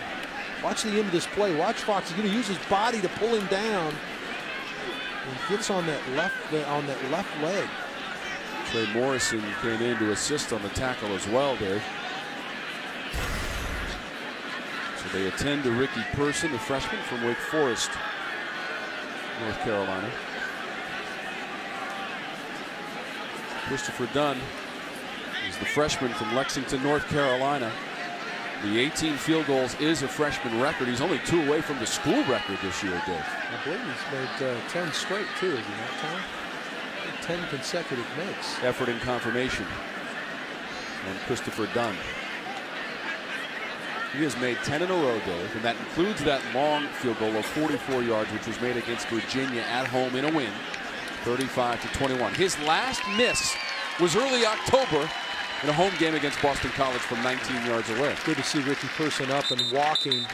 But Dunn is a freshman now, Tom, and he is a North Carolina kid from Lexington, North Carolina. So he's familiar with, obviously, this rivalry and what this game means. But he is a freshman.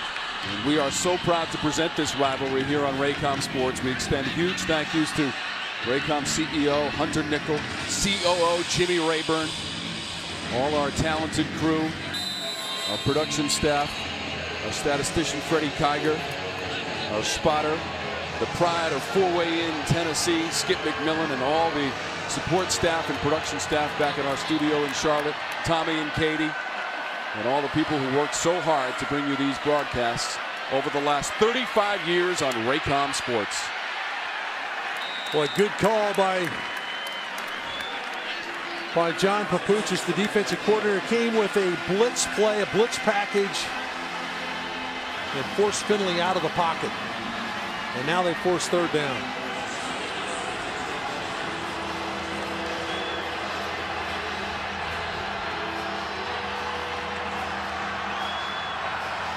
Clock rolling with 1:10 to go in regulation. Tied at 28. 3rd and 8 for NC State. Number 42 of North Carolina.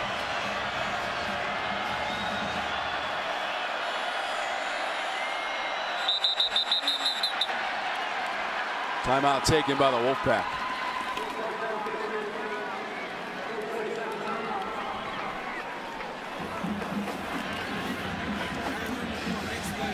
So many guys and women to thank, Dave, especially the guys operating the cameras. Gary Parsons, Gary Kuchin, many more. Yeah, no question. Steve Berry. Dave Fields does an amazing job with her handheld on the sideline. There's Cooch. Cooch right there. There's Cooch. Yeah, there he is. Talked about Dave Fields, who's down on the sideline. Dave, you talk about a guy that's in harm's way, does a great job of staying, keeping Larisha where she's supposed to be. Phil Shapiro. There's Dave. Look at him. He might be an MVP. He was our MVP. Won the Rooster Award, our MVP of the year. Does an outstanding job. There's Steve Berry. Steve tucked in behind, trying to stay warm and white. Matt Bachman. Matt does an amazing job. Thank you, Matt. And of course, Phil Shapiro, the guy that runs our on the field camera, does an amazing job of getting you some of the really cool shots. Love all those guys, man. Do a great job for us. Well-deserved recognition for all of our talented production and technical staff. 3rd and 8, 54 seconds on the game clock. Play clock is down to 3. Finley wants that snap. He's got time to release it. In traffic, incomplete on 3rd down for Finley. Guess who's in the coverage? Cole Holcomb, the linebacker, flexes out of the middle, and he's guarding a wide receiver in the slot, the former walk-on. Finds a way to get himself in position to knock the football down away from Thayer Thomas.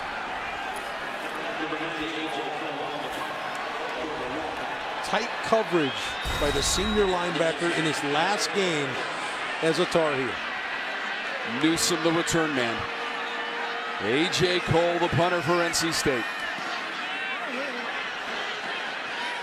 They're going to let it bounce at the 14. NC State will down it around the 13-yard line. Brady Bodine downing it. It's a 40-yard punt. 41 seconds to go. We told you there's only been one overtime game in this series being played for the 108th time today. North Carolina won that OT game. Well, this will be where Chris Kapilovic, got a young quarterback now. They have essentially the opportunity potentially to get this to overtime. NC State's got 2 timeouts left. So you're going to be very careful if you're North Carolina in the play call right here to get yourself a potential to get to overtime. That OT game was back in 1998. Over the middle and caught. Bo Corrales, who does have a touchdown catch in this game from Cade Fortin. Moore the tackle. 6 yards for Corrales. And a good decision by Fortin to get the ball over the middle. Got to secure the football if you're running the ball with North Carolina, and NC State trying to rake the ball out. Open man, Ratliff Williams up near the 45. They'll mark him out at the 44 and able to get out of bounds. There's only 15 seconds on the clock. This is what North Carolina's coaches told us about, was the arm strength to be able to shoot the ball down the field. What an incredible throw against the 2-deep safety and the up corner in the hole along the sideline to Ratliff Williams. 25 yards on that previous play. NC State has taken a timeout. You can see North Carolina has 2 to go. as far as timeouts are concerned. 13 seconds on the game clock, Dave Archer. Watch the hole he shoots this in. Now, this is big-time arm strength to shoot it down the sideline between the safety and the corner. And then Ratliff Williams, his presence of mind to get out of bounds. Now, they did have timeouts. Still have 2 timeouts for North Carolina, but you save those. So now the field is completely open for Chris Kapilovic. You look down, Freeman Jones, his career long, or certainly his long this year, he has not attempted one over 50 yards. He did hit a 51-yarder a year ago. His longest this season, Tom, 49 yards. So where does that mean you need to get the ball? You need to get the ball somewhere around the 32, 33-yard line to attempt around a 49, 50-yard field goal. A 49-yarder came at East Carolina. A loss earlier this season for North Carolina. Now Fortin's got the entire field to deal with here because of the 2 timeouts in the pocket. Fortin back to pass through the progression. Had to go safety valve up near midfield. A sliding attempted catch at the 48 and made by Corrales for 4 yards. Yeah, and it's a mistake by Cade Fortin. This is just not being in the situation, Tom. He can't afford to buy time. This has got to be a quick decision to throw the football. Let's take a look at this ball. It's caught along the sideline. I think it might have gotten through his arms, but what Fortin's thought process has to be here as we take a look at it again and see if he ever caught the football is he cannot wait in the pocket. You only had 13 seconds there, and they reset the clock from 6 to 8 now. But Fortin's got to get the ball out of his hands because he's going to need at least 2 completions probably to get the ball in field goal range. So you have to save time on the clock. Either way, Dave, Fortin has come on strong in the second half. Just 61 yards passing in the first half for the freshman. He's now up to 276 yards passing, 19 of 37, and a touchdown for Cade Fortin. Well, this has got to be a quick decision, and I would assume that Chris Kapilovic and Larry Fedora said, hey, the only way we're going to get a field goal attempt is you get the ball out of your hands. Just 8 seconds left. Any throw is available to him, but it's got to be a quick throw, get the ball out. From his own 48, back in the pocket. That may have been deflected passing the line, and it was. All right, so now with just 3 seconds left on the clock, the field goal is out of the window.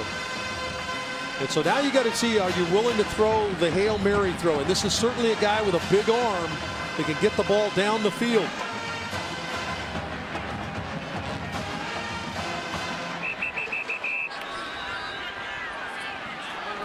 Burn a timeout. Timeout NC State.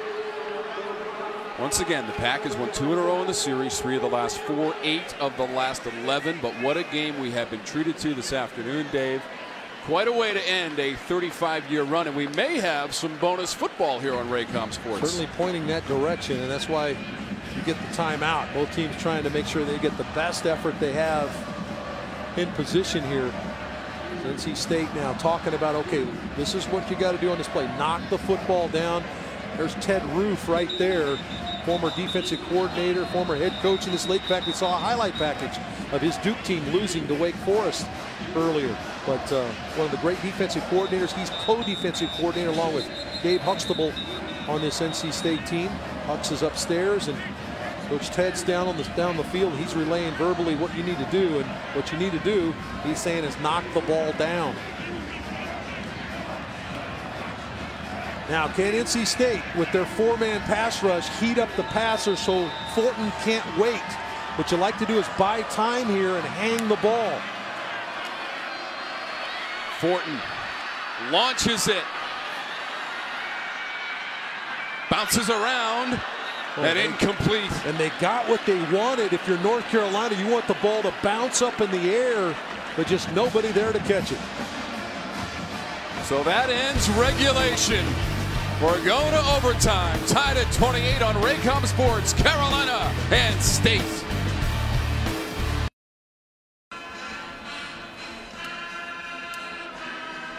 So for just the second time in this series, it dates all the way back to 1894. We're going to overtime. North Carolina won it in 98 in OT against the Packers. Our overtime rules. Both teams with a chance from the 25-yard line. In the third overtime session, you must go for 2.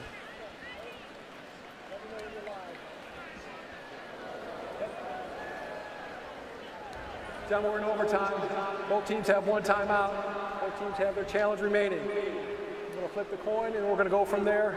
Get to choose a side. Offense or defense, or choose a side, okay? What is your call first? Heads. Heads is the call.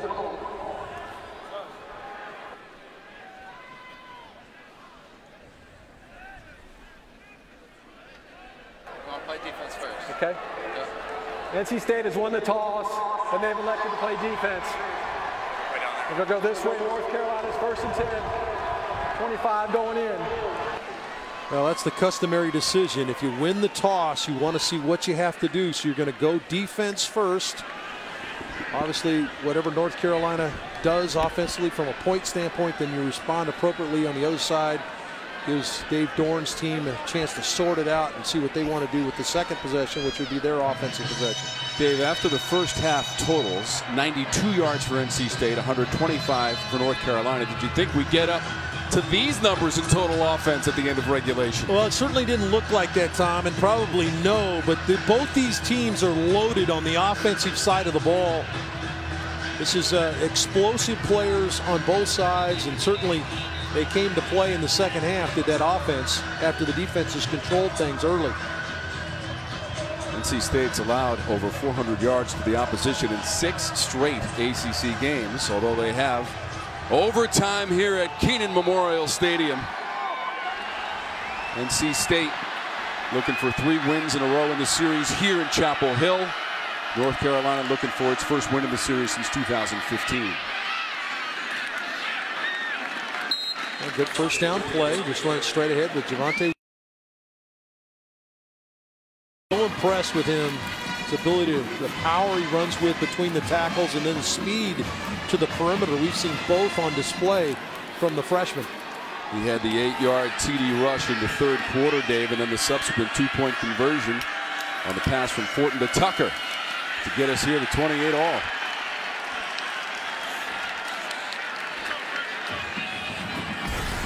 Deontay Holden's going to come off the edge here now. Holden going to crash to the inside. Not worried about zone read. Crashes down and forces 3rd down. 3rd and 5 here now. Let's see what Chris Kapilovic can come up with. Here's Daz Newsome right here. From an explosive standpoint, a guy they like to get the ball in space to. Run after catch guy.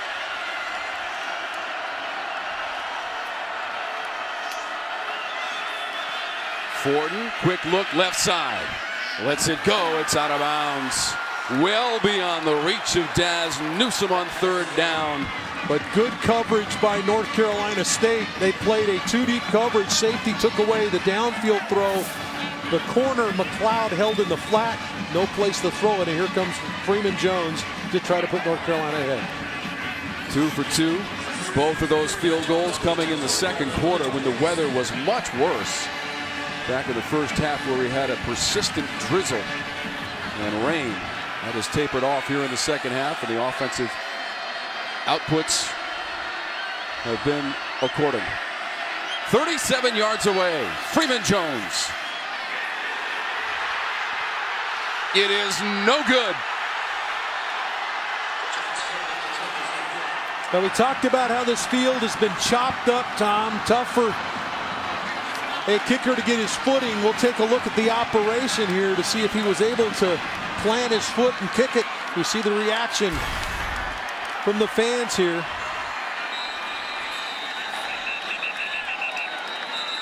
So the ball was way wide.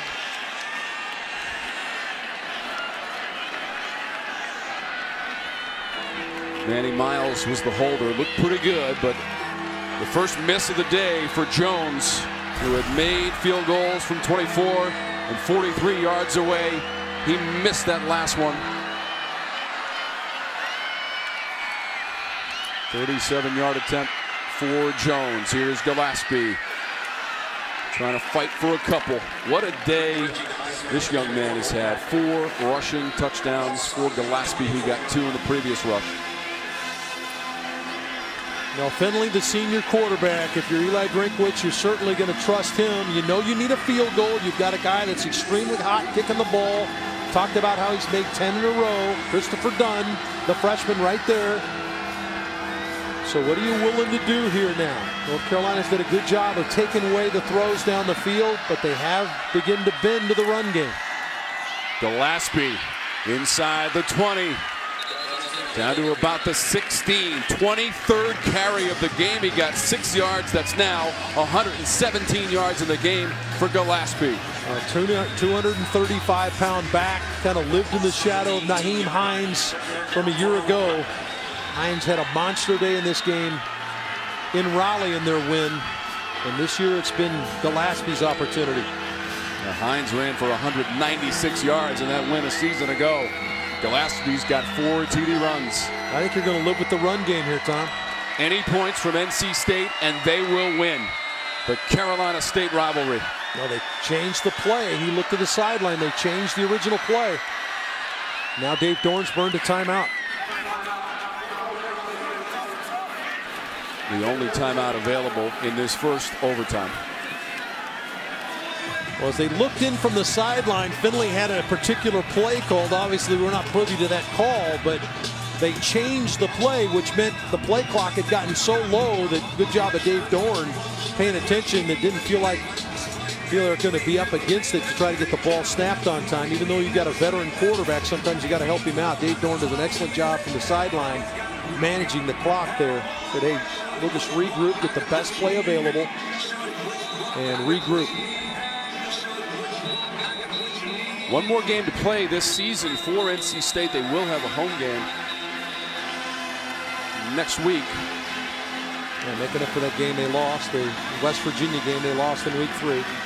They'll play East Carolina at home. So this is not the end of the regular season. They will be headed to a bowl game. They played in the Sun Bowl last year, beat Arizona State 52-31. They've actually flipped the formation now. Autumn Reith right here has been the lead back on the downhill running game. 3rd and 3.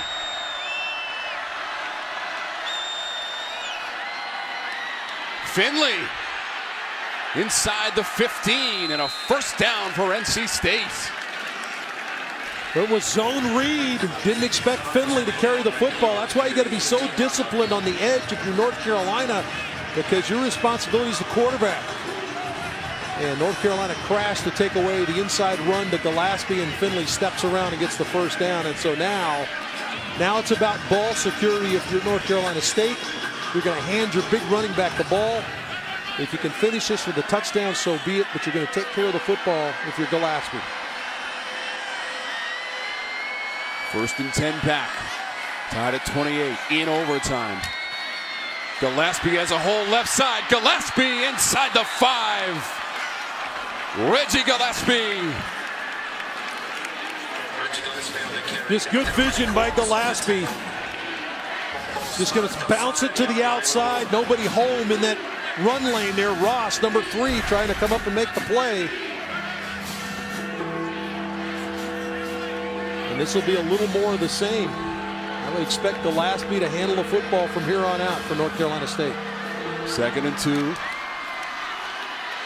Gillespie, First Avenue closed off, shakes a tackle, dives for the goal line and comes up short.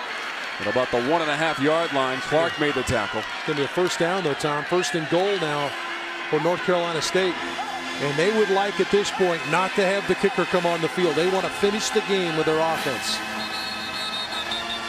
So the ball is spotted just inside the 2-yard line and a timeout taken by North Carolina. So NC State that close to winning the rivalry for the 3rd straight year here in overtime. It has been the story of the season for the North Carolina Tar Heels, so close on so many occasions. And their last game of the regular season coming down to overtime, tied at 28. But NC State, Dave, is knocking on the door for the winning points. It's crazy to think Larry Fedora's team, they've been so close so many times, and I'm sure they'll point to this game and look and see that there was some more opportunities they could have made. But when you get in these moments, you got to take the game. And North Carolina State has an opportunity to take the football game. I think this will be. I don't think you do anything tricky here. This is Gillespie's carried the ball for you if you're Dave Dorn. put it in your big running back's hands and see if he can pound it in the end zone for you. Gillespie is the running back. He's got 4 rushing touchdowns in the game. If he were to take it to the end zone, he would tie a school record with 5 rushing TDs in a single game. Finley's going to back out of their shotgun. First and goal. NC State. Gillespie through the middle, submarining his way to about the 1-yard line. Again, when you start talking about Finley, the quarterback, zone read's always part of it, but you got to. Gillespie's carried the ball with you so much today. Carried the ball. He's got a feel for it. You don't really want a guy that's not necessarily a runner on the edge. I expect Gillespie again to touch the ball, and North Carolina got to swell up on that interior. Career high 26 carries in the game for Gillespie. The back behind Finley.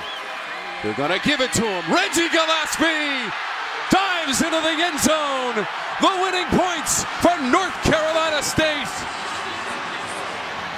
And the teams come together in the end zone, pushing, shoving between the pack and the heels as Gillespie has scored the winning points, his 5th rushing TD, but these teams need to be separated. The emotion boils over on the last play of the game as Gillespie goes to the end zone, and it's a sea of Carolina blue and State red.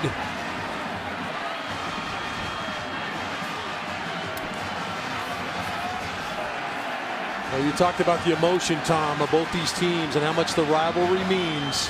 You'd like for it not to spill over this way. Coaches in here, you see all the coaches there in the middle trying to separate the two teams.